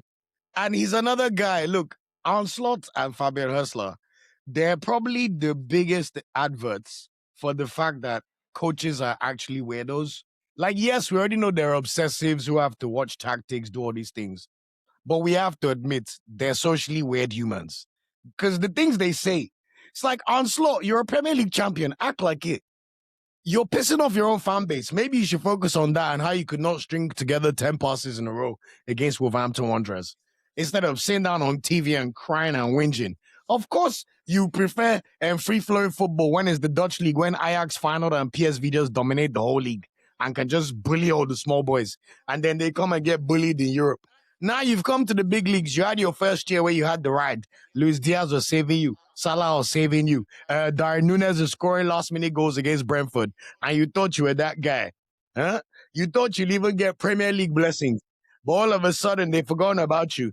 Even your own fan base can't stand your fucking bald head. And instead of you to improve your football, you go and you whinge everywhere. It's like, what is going on with the Prem? seriously, guys, what has gone into the Prem? Why are all the coaches just like little B words? Like, what is going on? Like, speak like men. If you don't like the style of play, say you don't prefer it, but don't come and be complain about the way football looks. Or I missed the game of my time of the total 90 football. Mind you, there's a reason why even the Dutch football that everybody loves to talk about how amazing it is. Guess what? Netherlands have played 3 World Cup finals and they lost all fucking 3. So what are we talking about here? Like Samco said earlier, there's different ways to play football and different styles. Even boxing, southpaw, this one, that one. And for you to be the Premier League champion, and you are, please, Samco, let me check. Wait, I have it on my phone. For what? And you're defending the title, and you are 19 points behind the Premier League leaders. Even if you win a game in hand, you'll be 16 points behind the Premier League leaders. That means Arsenal could lose 5 matches, will still be above them. And you're coming here to open your mouth. You should. What did Mebo say? Money talker, shut up. You should shut up because, bro, this is almost as bad as Mourinho's title defense and that rubbish Napoli served up a few years ago.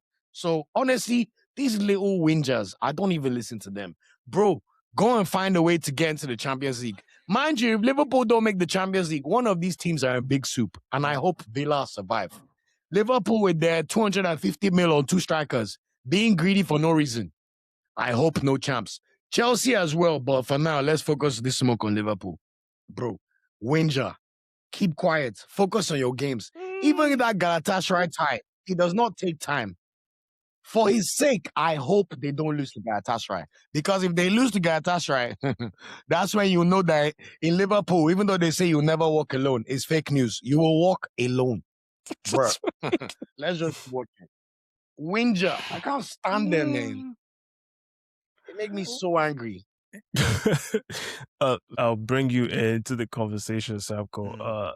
I don't know if there's anything you can add To be honest, like if we're being honest, I don't think there's much we can add because we've covered slots a few times on Yeah, But no, tell me I'm yeah. not crazy, Sha. I didn't see the last episode you did, but tell me I'm not crazy. He No, sounds no, like no. a whinger, right? Like, what's going on? Like, So last week I said, if you're a Liverpool fan, you should be utterly embarrassed by Arne Slot and the Thank comment he had you. made. This was Thank actually you. even before this. this This last. You new know, I fresh enjoy comment. watching. Yeah, this new ones yeah, that he then made. one. And then you added another one to it. And I think, you know, Ah. I find it really, really interesting because Thank you. I don't think I've said numerous times, I think there'll be an empty slot in Liverpool at the end of the summer because I don't think they could go on with this guy. But hey, we'll find out. And the reason I say that is he looks to me like he's not aware of the job he has signed up for. Liverpool is one of the biggest clubs in England, and that comes with a lot of responsibility. You're required to win, full stop, win. When you're in Liverpool, Arsenal, Chelsea, Manchester United, Man City, these clubs, what they want is winning. How you do it is secondary. And to come out, like I think before, it said he prefers the style of play more than winning games. I'm like, where do you think you are, my guy?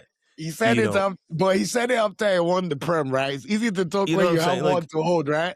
All right, talk but now. I'm like, dude, like the league is not going to lay down for you. But I think there's one overarching thing that is been missed here, and Samko and I we've talked about it. I love tactics, and that's why when people even talk about the game is boring, in fact, I find it really interesting now because I want to see what managers are trying to do to counter each person. It's not when we grew up watching the game, Joga Bonito, We're just wingers watching taking on it each for other. watching, That is yeah. a different thing that we're watching now. I'm watching. I said it on our pod that now Arteta has been playing chess. I think every manager is realizing now that this game is less football, more chess pieces now, That's a and great point, man. that's Femo, what I'm thanks for saying. saying It's that. like chess. Yeah, Because it's like even that's you what as a everybody's fan, the doing. way you watch the game changes. Like even when Chelsea Yes, played us, when they were running that Kopama gimmick, you're trying that to he was see going what is into the this they're trying to middle do. and Yeah, he's like dragging our center back forward, and you're like, what's exactly. going Those are on? Like, things we never paid attention to, yeah, you know, 100. as fans back then, right? But now you're seeing, okay, I see what your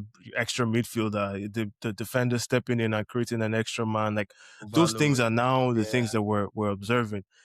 And the first time I clocked this, that there was about to be a shift, I think a few years ago, Arsenal deployed a man-to-man press against Guardiola. And I think they won the game, but they came out to complain that, oh wow, that they saw a man to man and Like it was kind of like almost like, oh, what kind of schoolboy defending is this? Like they said it in such a backhanded, and I'm like, why would you care how the other team try to play? And since then, we have seen numerous people talk about it. Now it makes sense to me why Arteta has been recruiting all this 6'3", 6'4", all this, and it talks about if you go back and watch the All In, no, not was it All In the All or nothing. Prime Yeah. All or All or nothing. Nothing? Yeah. It talked about duel winning. Like he kept mentioning duels, duels, duels, duels, duels. The duels. That Yeah, you're is right. You're the right. that is the recipe to execute man to man, right? Approach. And so why is that important? The Guardiolaization brought all this like player from the back, put an So now extra man in play midfield, try to defenders touch find the the open ball the guy. most. Exactly. But now what's the counter to that? Switch basically in basketball is like switch everything, right? The Yeah. equivalent of switch everything in basketball is man to man. We're going to there anybody is going to get pressed, right? We're going to track everybody throughout the field. What does that create? No spaces in the game. Because if everybody's approaching a game in this, I do this, you do this, then it's now formulaic, right? There's no Exactly. weakness Or anywhere. like It's now maybe just down to professional, like outside the box. Also, I love what it you comes just down said, to who's Femi, winning the most duels. and it makes you guys realize why this our sick in the head manager, in a good way, signed Piero Incapié. I was Yes. like, Arteta, you get a bit greedy. But you see this Incapié dual monster we got here. Have you seen the stats? Number one amongst fullbacks Bro, or something crazy like I that. can you imagine Arteta the moment he saw Hincapié, when he was like, "Oh, you're a centre back, but ooh, I Yeah. would like you as left back." Here we are now. But yeah, I Uh, just think it's interesting when I hear those a great comments. It's point. like just win the game, man. Win the Your job is game. to go When you play. won, we did not complain or either. When you had a smash When and grab against Brentford or scored one or two last minute goals here or there, we did not whinge. We did not whinge where you're playing route one ball to Salah and Salah just takes the ball from the centre back, runs and scores. So honestly, guys, it's just a huge case of whinging, and all these guys need to stop. Guys, just let us touch this prem. I'm telling you, just let us touch. I like Just how let you us. end everything with like, let's touch the prem. Let's just touch this prem. We'll see Everything ends competition with next let's year. touch the prem. See. We'll see. uh, And I don't even mean to Samco. trivialize it. It's more about I want to see the angle they will use again. Because when you're a champion, there's a different kind of respect that comes with territory, and that you have to be given the reverence you deserve, whether your ops like it or not. And you get that breath, that breather that says, okay, we're no longer on a 22-year drought. I can even imagine Arteta just going next year. Let's play some exciting football just for the sake of it. Yeah, I know Because Samco has shared that before. Yeah. oh, really low. Like, it's Yeah. possible. So that's why I keep going back to this. Let's just touch, because look at how people are trying to even invalidate our performances over the last 3 years, guys. We watched our team get 89 points, and people still say Butlers is the most bullshit ever. So let's just get it done, and then we'll see where Arteta takes this new tactical approach, as you said, or what new frontier he's gonna think about. Maybe we'll see Calafiori play as number 10 or something. I don't know. But we look forward to it. Samco Yeah. closes out with Liverpool slots. The next session is the next segment is specifically for you, but close us out with the. I'm sure you know what segment I'm talking Oh about. yeah, I know. But close us out with the Liverpool segment. So what? I mean, I think you guys have said everything that has to do with Liverpool, right? We just wait to see how their season end and see if they're going to continue with slots or if they want to go in a new direction.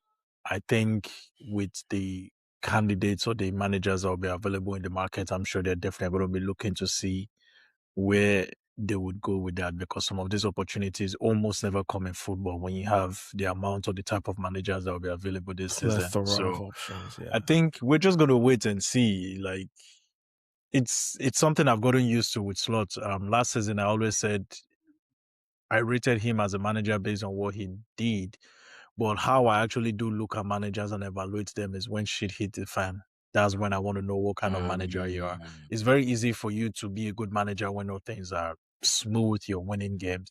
But I actually don't look at managers at that time. When things hit the fan, when you go on like 2, 3 results without a win, let's see how you react in your press conferences, how you react on the pitch, and what kind of tactical tweaks you want to do during the game. That's literally when, and Right, we've right. seen that with Slot, in my humble opinion. I think in every single one, there's no one I can give him a good grade in terms of switching tactics, how he communicates in the press, or how he acts on the touchline. Nothing has shown to me that, yeah. So last season was very good for you. Now this is where you earn your buck. So we'll see how that goes into next season.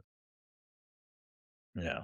You know, I just one last thing. I found it really interesting. I don't know if you guys saw his press conference, because I love watching managers' press conference just Me to kind of too. get a sense Me for how too. they. So they had asked him. This journalists are really interesting, man. We have a colleague now in the media now in Olu with the media pass. Ah, But you know what they asked him? They said the club. Listen to this. They said the club has just announced, the US tour for Okay. Yeah. Liverpool. We're wondering if you've been part of those discussions. Did you see that? They asked him, "Or have you been part of those discussions?" I was like, "What do you want this guy They to actually say?" asked him that. That's I put it. I that's. put I it in think our that. Yeah, I chat. Go think I check saw it the out. link when you said to go to a particular minute. Yeah, yeah, Oh no! the What one did yeah. he me I've say? seen is of him It, abusing Liverpool fans. Have you seen those Yeah, I've ones? seen those ones. Where Yeah, no. every opportunity will be like, well, the club has won 2 titles in 30 yeah, Oh yeah, years. we've yeah. I we've won the addressed second that one one. now. Yeah, yeah. Bro. Please, how did he respond to this But one? Sam, he laughed. He laughed. He said, "Oh, I know the question you're really trying to ask." It's like, why don't you ask the Okay, No. question you're really okay, trying to that was a ask, right? Like, smart move. but it was interesting. Yeah, it was a Yeah. really smart move. But even me, when I heard the question, I was like, "What kind of question is that?" Yeah, that's nasty. That's so crazy. That's nasty. Not to drag Yeah. on, but I'll be honest though.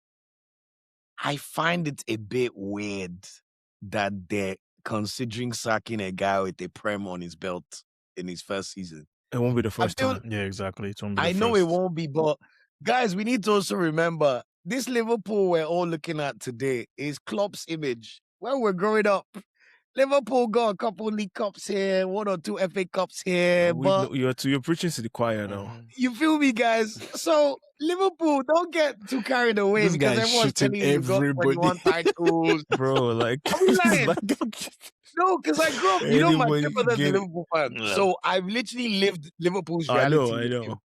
And like Klopp changed these broke guys' lives. Yeah. Like, I broke so now guys. everyone's like, oh, Liverpool are the biggest clubs in the world. Oh, 21 titles. We're like, yeah, but for a while, Liverpool knew their place on the totem pole. Like, don't get too Right. carried away.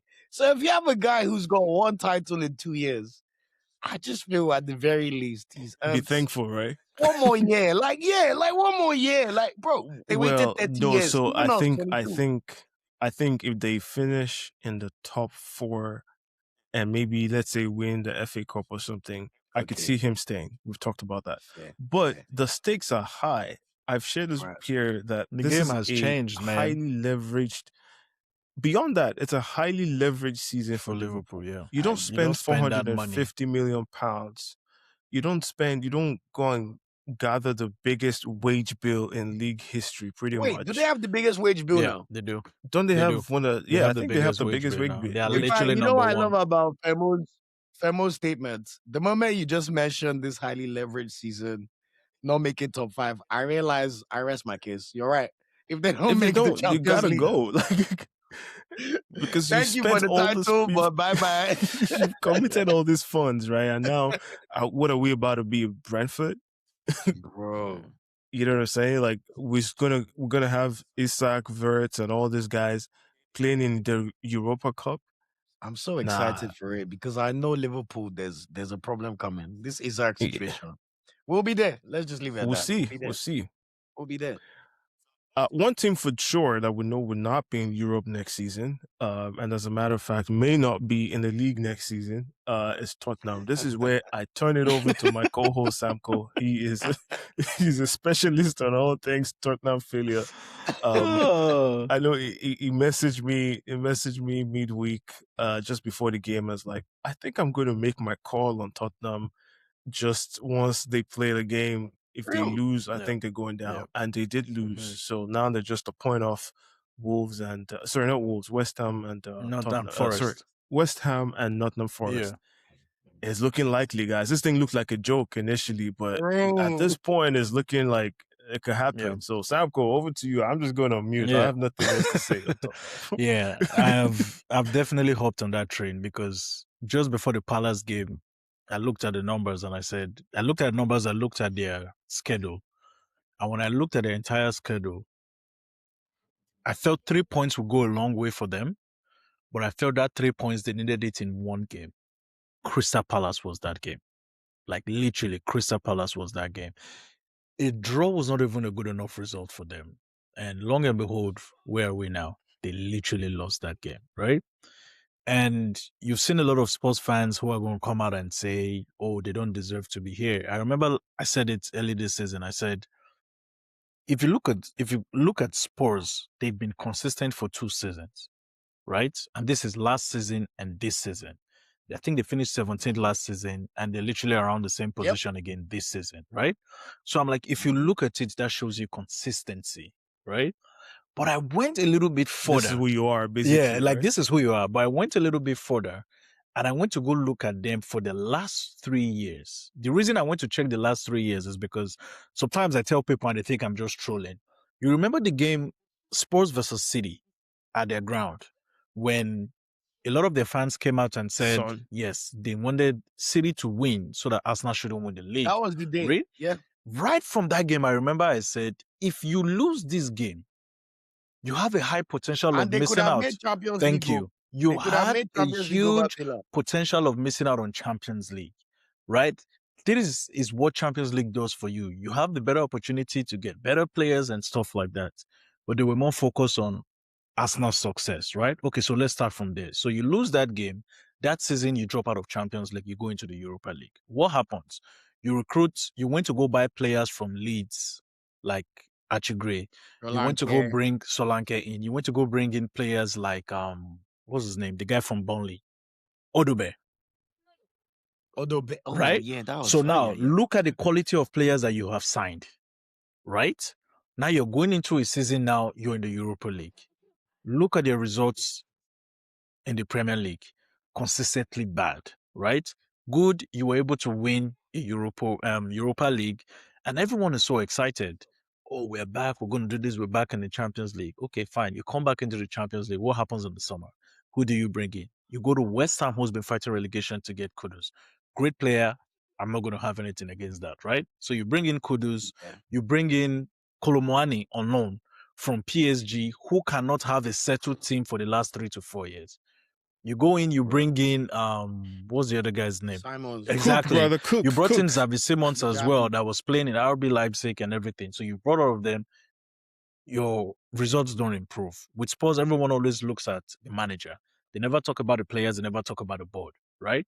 So I actually went to go look into the numbers for the last 3 seasons.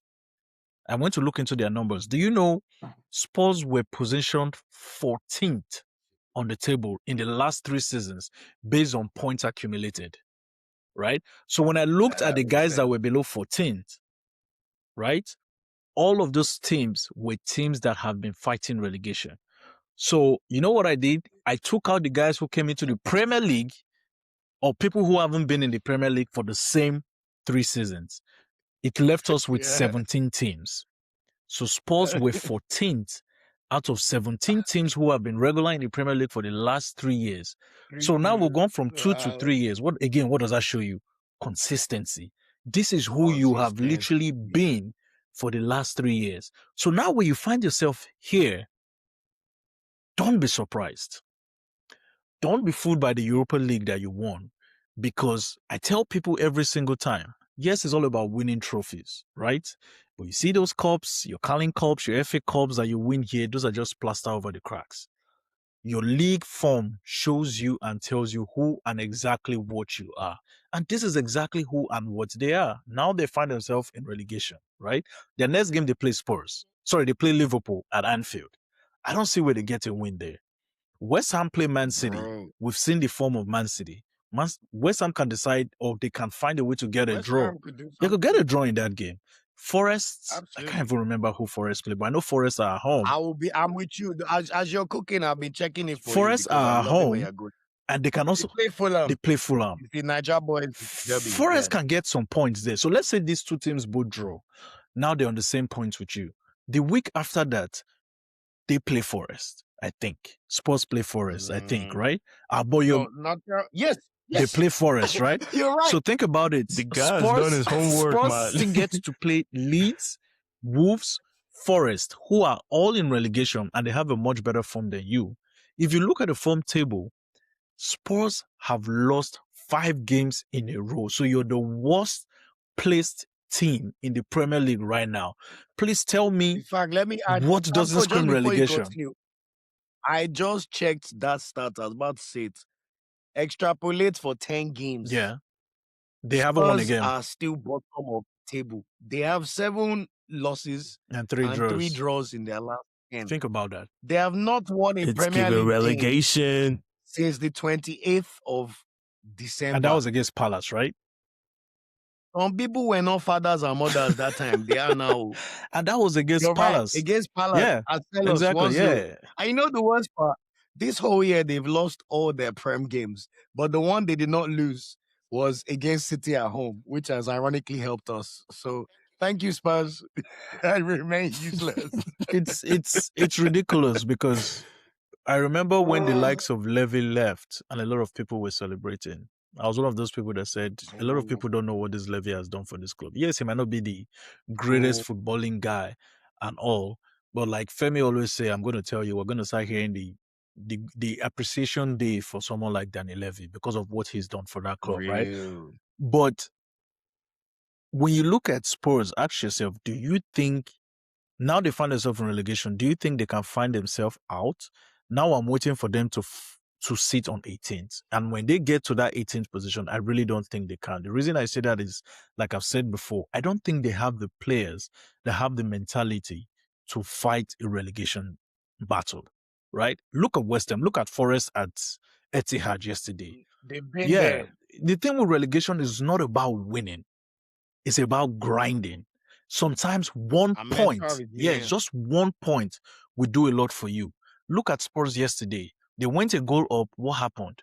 Capitulation. And you lost that. That game literally went away from them within the first 45 minutes. Mickey can't defend. And it was done. Mickey can't defend was in action. And it was done.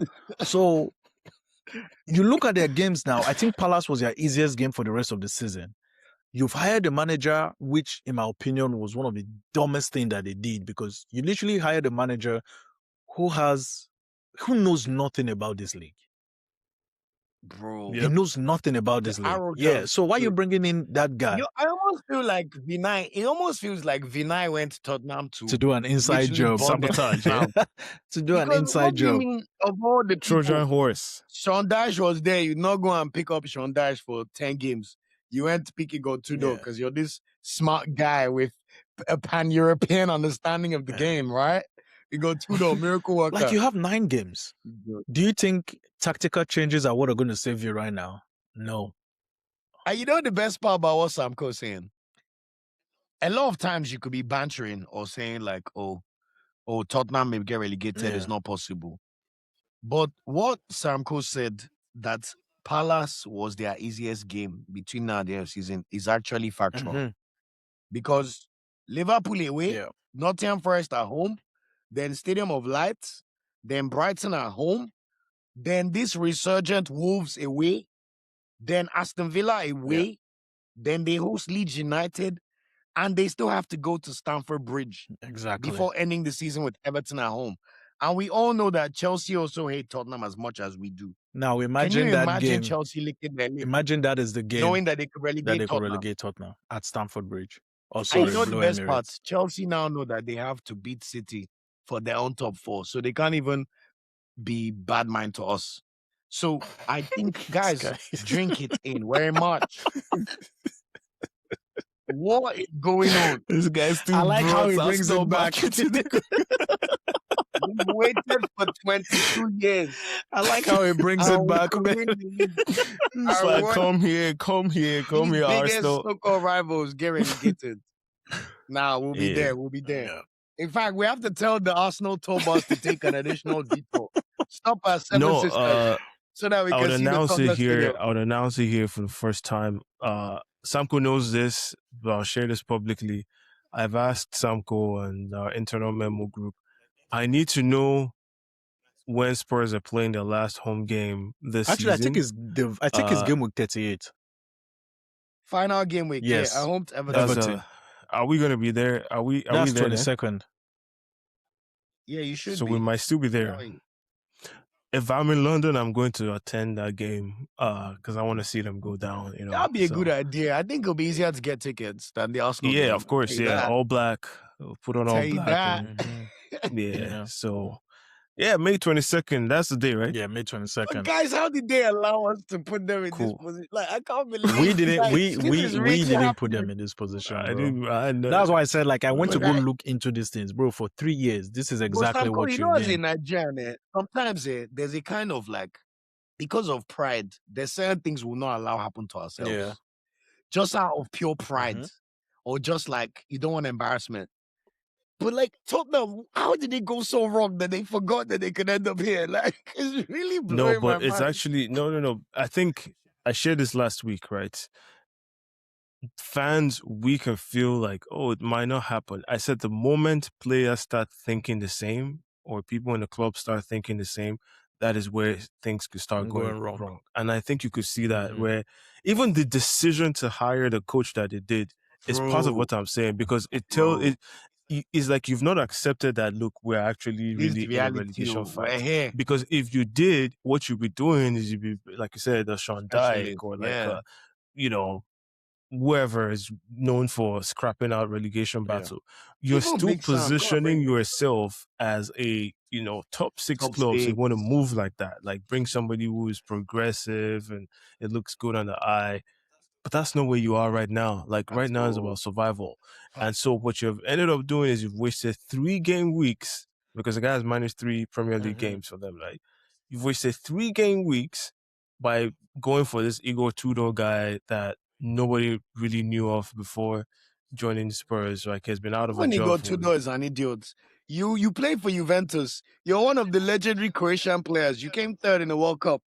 And then Tottenham offer you a job, but you take care. But why would you say that? Why would you? What are his choices? That's an opportunity for him. He's not going to say no. No, I get why he took it, but the point is, he's already big in League One and Serie A. Bro, and I would have taken it too, is what I'm trying to tell you. No, but Femo, you're saying the right thing. I'm literally buttressing your point, because the same way Tottenham tried to hire Igor Tudor because they thought it was a schmoozy signing, is the same way Igor Tudor looked at Tottenham and was like, ooh, Tottenham, without probably even knowing what was really going on with Tottenham these past few years.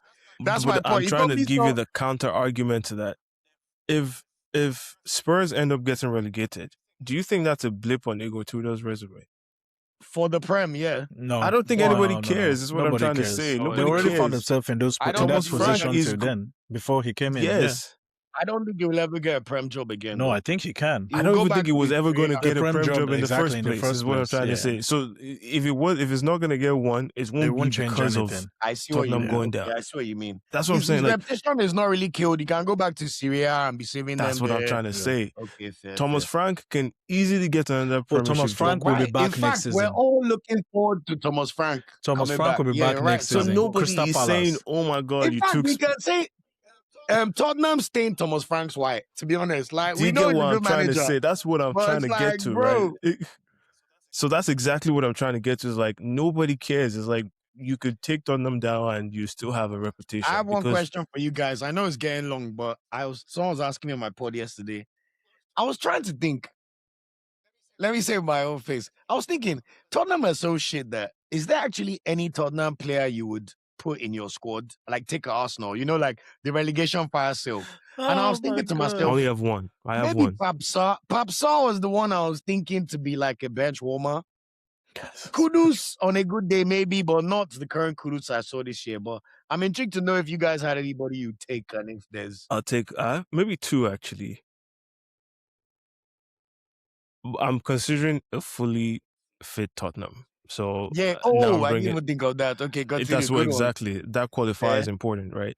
Because now injured players come into the picture. And I'll preface what I'm saying as this, right? To come in and strengthen a club like Arsenal is a very difficult thing to do at this Absolutely. time. You have to be like, if you're going to raise as Samco says, you're raising the ceiling, Raise it's the tough. ceiling, Nobody yeah. from Tottenham raises the ceiling for us. What you could do is raise the floor, right? Now, I look at my bench players. Would I trade Noni for a Kudus, for example? I probably would, like a Yeah, fit Kudus. that's a good Would point, I trade actually. Noni Kudos for firing, yeah. would I trade a Noni for like a Kulusevski as a backup to Saka, for example? Yeah. I likely would. And that's probably where it stops. Would I? My midfield is Eze and Odegaard. I know I'm I not would swap Odegaard's Nogard biggest for fan. Papsar, but I've always had a thing for Papsar as well. But Nah, I'm that's not doing that deal. I I know like this Madison. Madison long is a League long-term One. injury, I just want us to have one of them black long League and it won't One be Papsar. You know, center it'll be mids. somebody else. It won't be Maybe Papsar. that's Sevilla guy, Agome, or but fair enough. And Yeah. maybe the third player, I don't know what. Like Wow, again, 3. I'm considering Damn. injuries. I know. Wow. I like Madison, but he's Oh, injured, okay. right? Oh yeah, So I think Madison. most people. So yeah, But that's the point, we right? take Madison over Eze. I love Madison, by the I way. understand where I'm coming from. I The get what you're floor saying. and the ceiling on the floor. And I'm a Madison Madison raises guy. Like, in fact, he raises there was the a floor. time I Like was.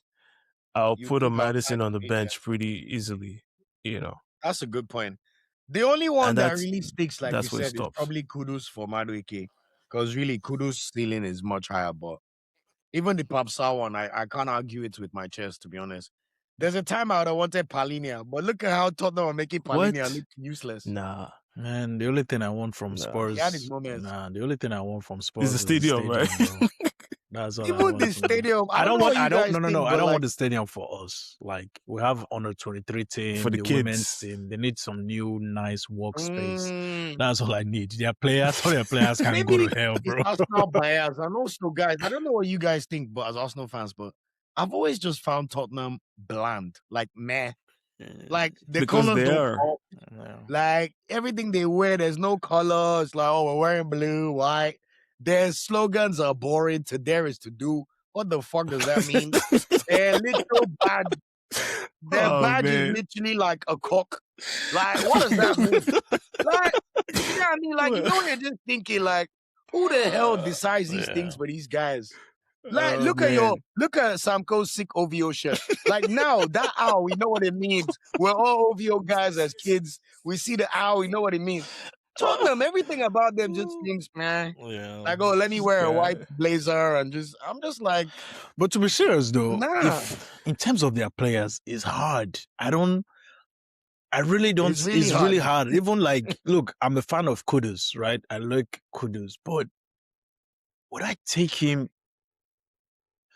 Maybe I would take him over Noni. Over Noni. Yeah. I would take him over Madueke, but what I Yeah. agree with you, Samco, is what have we seen from Kudos this season? No, I don't try. I don't try to use. I don't try to use just this. But we know season. Kudus. But we know Kudus is legit. Exactly. Like he's a legit. very talented I player, rate him. so I can see myself taking him ahead of Noni. I'm not even the greatest fan of Noni as well, so I can say that. I'm not at But all. in terms Don't get of started. the other players, like again, I'm sorry. These people also need to realize, yes, they've had injuries and all that, but these players are part of the reason why they find themselves where they are today. True. They are part of the I was reason. even thinking you wouldn't swap Vicario for Kepa. I don't Kepa's want better Vicario than in my Vicario. team. Like, well, our team is so much better than them. They're like, no, I wasn't even suggesting. I mean, like, they're that useless. I wouldn't. That even Kepa is like an take upgrade on Vicario in Vicario. my team. Yeah. Anyway, man, let them rest in peace, as they say. And thanks for that monologue, Samco. Oh man, yo, let's close up. We're almost at the top of the second hour here. So yeah, I think I lived in England too much now, so the Tottenham haters fully like it's you know, from Nigeria, it's first Man United we hate. Yeah. Then when you come here, you're like, all right, what's Then you about this adopt the Tottenham other rivalry? one, Okay. no, it's funny because when Samko and I were there, that's exactly That's because for what me, I never really took it serious. It didn't hit you I'm like that, but is the UK United, rally, is United is the one. And then you're there, and you're like, whoa, these people Feel it, don't like each yeah. other. Like, I don't like them too, you know? And so, you know. All right, let's turn our attention very quickly. I'm not going to spend too much time on the FA Cup because we're almost at time, or we're way past time, actually. But I do want us to talk about Arsenal Mansfield, what you guys expect from that game, and then we'll turn our attention quickly to the Champions League. Lots of very exciting games in the Champions League this week before the next time that we're back. Oli, you're the guest, so maybe we'll give you the FA Cup game to talk about, and then we'll move on to Champions League. What would you like to see from Arsenal in the FA Cup game against Mansfield? A fully rotated side is simple. Look, it's Mansfield. With all due respect, at least one thing I've learned from Arteta, we don't really play with our food anymore. You know, the days of watching Arsenal lose games that we should not, you know what I mean? Those banana skin games, we don't really see it as often anymore. I think Mansfield Town are in League Two or League One. Someone correct me, or even non-league. I think League So Two. Yeah, honestly, I think I have it's no League. idea. I Oh, think it's sorry, League League change, One. One They're not in maybe. the change championship Yeah, for they're sure. not in the League One. championship. Yeah, I think yeah. it's I League think One. in the bottom of Yeah. the So please rotate the entire squad. And when I say everybody, rotate everybody. Like I want to see Dalman get minutes. Jesus touch the ball. Havertz play. Eze go and sit down. In fact, play Jesus as a striker. Play Havertz in the 10. Let Martinelli start. Let Madueke start. Let Nogard play. In fact, bring some young academy boy for me to play with Nogard in the middle. Like rest everybody because it's Mansfield for a reason. But ultimately, I feel like whoever we put out there, we have the firepower to beat a Mansfield town. And the good thing is we're already going into the quarterfinal stages. And we know the FA Cup is our almost our birthright. We haven't won it in 6 years, but we have 14. So very simple. I like the fact that the game is tomorrow, 12:15. Nice and early. I mean, UK time. Look at me and my timing. That means for Femo, it'll be at like Four what, four 4 o'clock, a.m. bro. I'll be But up at 4 o'clock. the Yeah, beauty of that is we have the Champions League on Tuesday or Wednesday. So let our boys go and rest because our game is even one of the early kickoffs, 5:45 p.m. UK time. it is. It So is. I just prosecute saw that. prosecute the game tomorrow, get a routine victory, no injuries, hopefully. And then we go again and face Leverkusen. And then we wait to see who we face in the quarterfinals, the other seven that will join us. And hopefully, no, it's true. Liverpool are there now. This guy said the other ones So Yeah. that we'll would see. join Oh, you us. talking about the FA Cup? You talking? Oh, Yeah. guys, see what you're Oh, saying. The okay, FA okay. Cup. So Yeah, we'll yeah, yeah. see. Fair. We know Liverpool are there. Arsenal are there. Chelsea probably beat Wrexham. Man City, Newcastle should be a tough one. I'm hoping Newcastle could knock City out because we'll stop hearing all this quadruple talk for City. It's like face your front. Then Sunderland, Leeds, and West Ham probably to go through. So I'm not saying get too excited, guys, but you can get what I'm trying to say from this. If the only 8 teams out of the 8 teams left, only Chelsea and Liverpool are teams that you would worry about, and we get to go back to our second home, which is Wembley. We're like the only club in England that never lose there. Think about it. Go and check our record in Wembley. It's disgusting. It's so good. Honestly, it's crazy. This So guy. we see where we end up in the FA Cup. I'm just Ah. saying, don't count the chickens for the hatch. But let's just say, guys, the way it's going, we might be doing double celebrations. Let's just leave it at that. And good luck to the boys tomorrow, and let's see how they prosecute the My game. policy has always been one game at a time. So, I'm with you. I'm with you. I'm but just yeah, saying you can dream. It's the same way but as you're yeah, building yeah, your yeah. family. When you're thinking of the Fans, final destination, you're like, well, step one, fans. Samko, over to you. Champions League. You can start with the Leverkusen game. I don't know if there's any other games you're looking forward to seeing this week, but Arsenal going away to Leverkusen. Expectations. Yeah, definitely expect a win. Europe definitely suits us because it's a knockout competition. Right. Teams come out to attack. We're much controlling in those games, and somehow this competition has just seemed to have suited us much more better. I think all cup competitions have suited us much better just for the fact that everybody has to win. So you hardly find those teams that also develop those Samco, low block. What do you mean ego? ego. If you're in the Champions League, you're not going there to park the bus. You're like, we're Exactly, good too. yeah. So let's So try. So I will expect a win from that. Other games I'm looking forward to, definitely Real Madrid, Man City, looking forward to that game. Chelsea, PSG, looking forward to that game. And who's the other one? I think Liverpool. Newcastle, Barcelona. Yeah, okay, yeah. Actually, Newcastle, Barcelona, that's going to be a very good one, right? But boys, I don't know about you guys, but I need Odegaard back in this team quickly, man. The we've lacked a little bit of control in a few games, and I need that guy to you're not come gonna off. get I you're don't not need gonna get me on record I for that don't need one. him to start, but our last few games, I've seen how much we haven't controlled games very, very well, and I think we need it. But I expect a win at Leverkusen, and in terms of Mansfield, definitely another win. I echo what Olu said in terms of rotation. I think he should rotate the players. They need a little bit of a breather as well. So yeah, those are my expectations. Olu, other than the Arsenal game, what knockout games are you looking forward to in the Champions League?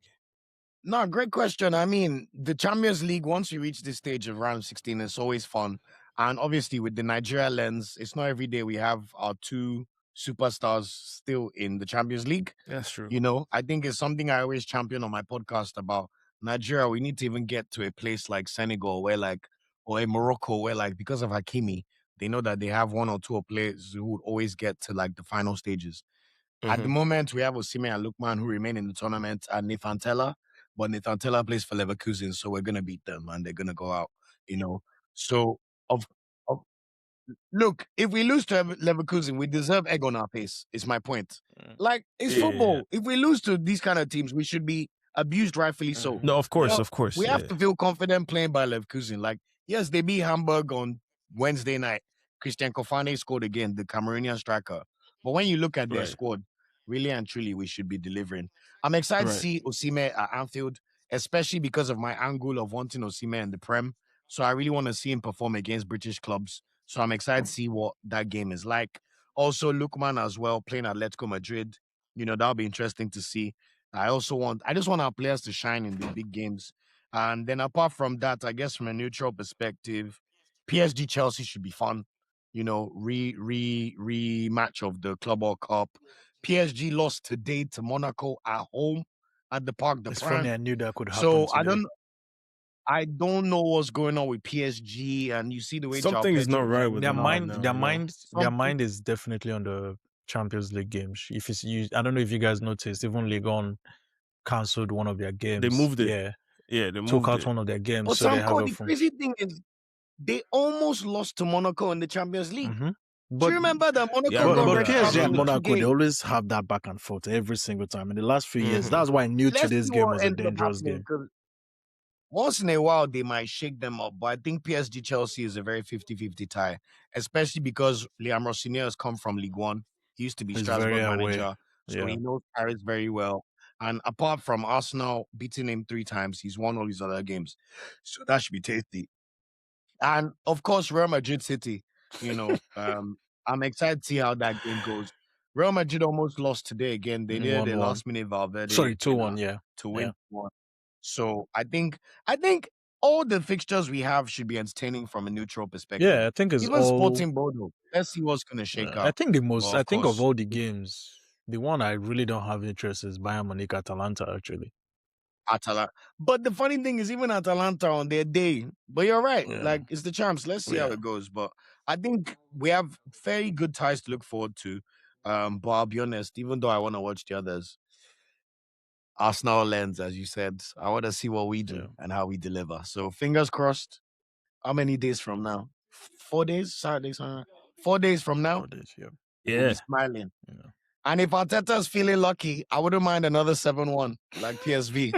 Let our nerves just calm down, you know? Uh, Uh, that's yeah, I think that's a good place to end it today. Actually, man. absolutely. Oh man, this has It was been a fun. pleasure, bro. I don't know how else to say it. It's been a pleasure Also, man, having you. thank you guys so much. You are Apart from welcome Anytime. anytime, anytime. You know. please. And also big up yourselves. I want to say a big thank you for having me on, guys. I love all you guys are doing. And it's nice to have the opportunity to come and like debate football again because even me, it makes me remember how I miss hearing other people's opinions. So even one of the things I'm trying to do for the World Cup, I want to see if I could get some guests. But thanks so much for taking the time. I've had a fantastic 2 hours, even though I'm hungry, but it's been an absolute pleasure. Thanks for inviting me. Please invite me. I'll make sure I keep my eye out for the episodes. No, And definitely. apart from just even the podcast, like keep being real G's, man. You know. See you at the Yeah, for parade. sure. See you soon. We'll see you soon. See you very soon. Yeah. I like a soon. focus king, man. So focused, bro. It's not even trolling, guys. Like, in fact, let's even make a bet, guys. April 1st. If it's looking like the coast is clear, let me know your dates. Let's book a celebratory dinner. Let's do. I Let's like do this some guy. fun. You got it. You got it. Let's You do got some it. We'll be fun. there. We'll be there for We'll be sure. there. 22 Yeah. years, my guys. It's deserved, boy. Let's get it, man. I'm turning 33 Oh next my week, God. and you're telling me that with 66% of my life, I haven't seen my club win the Premier League since I was 11. Ay, ay, ay, ay. Ay, ay, ay, ay. It's enough. But honestly, thank you guys so much for having me. It's been an absolute pleasure. Much love. Yeah. Back to the, in fact, even just talking to you guys today, I'll probably be back on my No Fly Zone a bit more. You know, We've Welcome missed back, you, much bro. love We've always, missed you.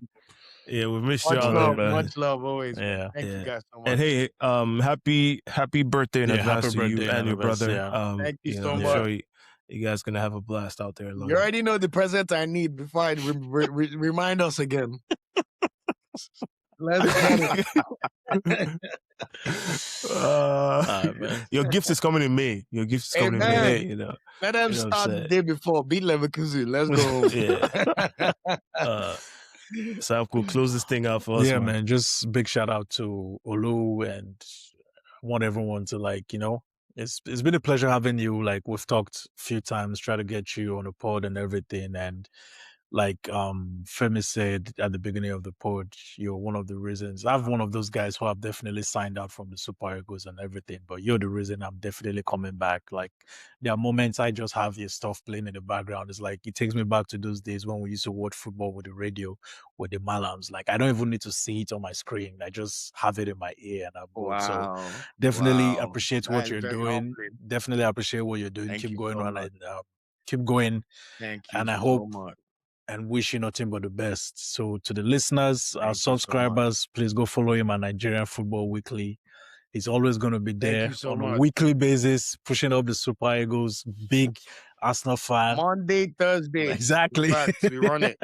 Monday, I want to Thursday. say something amazing that you said.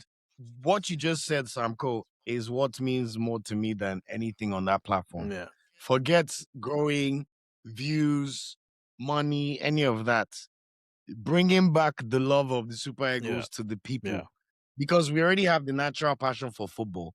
But there's no reason I believe the average Nigerian football lover should not love the Super Eagles like the Brazilians love the Seleção. Yeah. Or that's basically my idea, or the South American teams or the Mexicans. So even just hearing you say that of reclaiming your identity and joy for the tournament, for the Eagles, that means far more than any monetary or sponsorships. But keep the sponsors coming if you know anybody. Yeah, we're waiting. But much love. Thank you so much for that. Yeah, man. Give it up, my bro. We appreciate you. So shout out to the listeners. Thank you so like, much, guys. subscribe, and see you guys next week. All right. Bye. Sounds good. Yeah.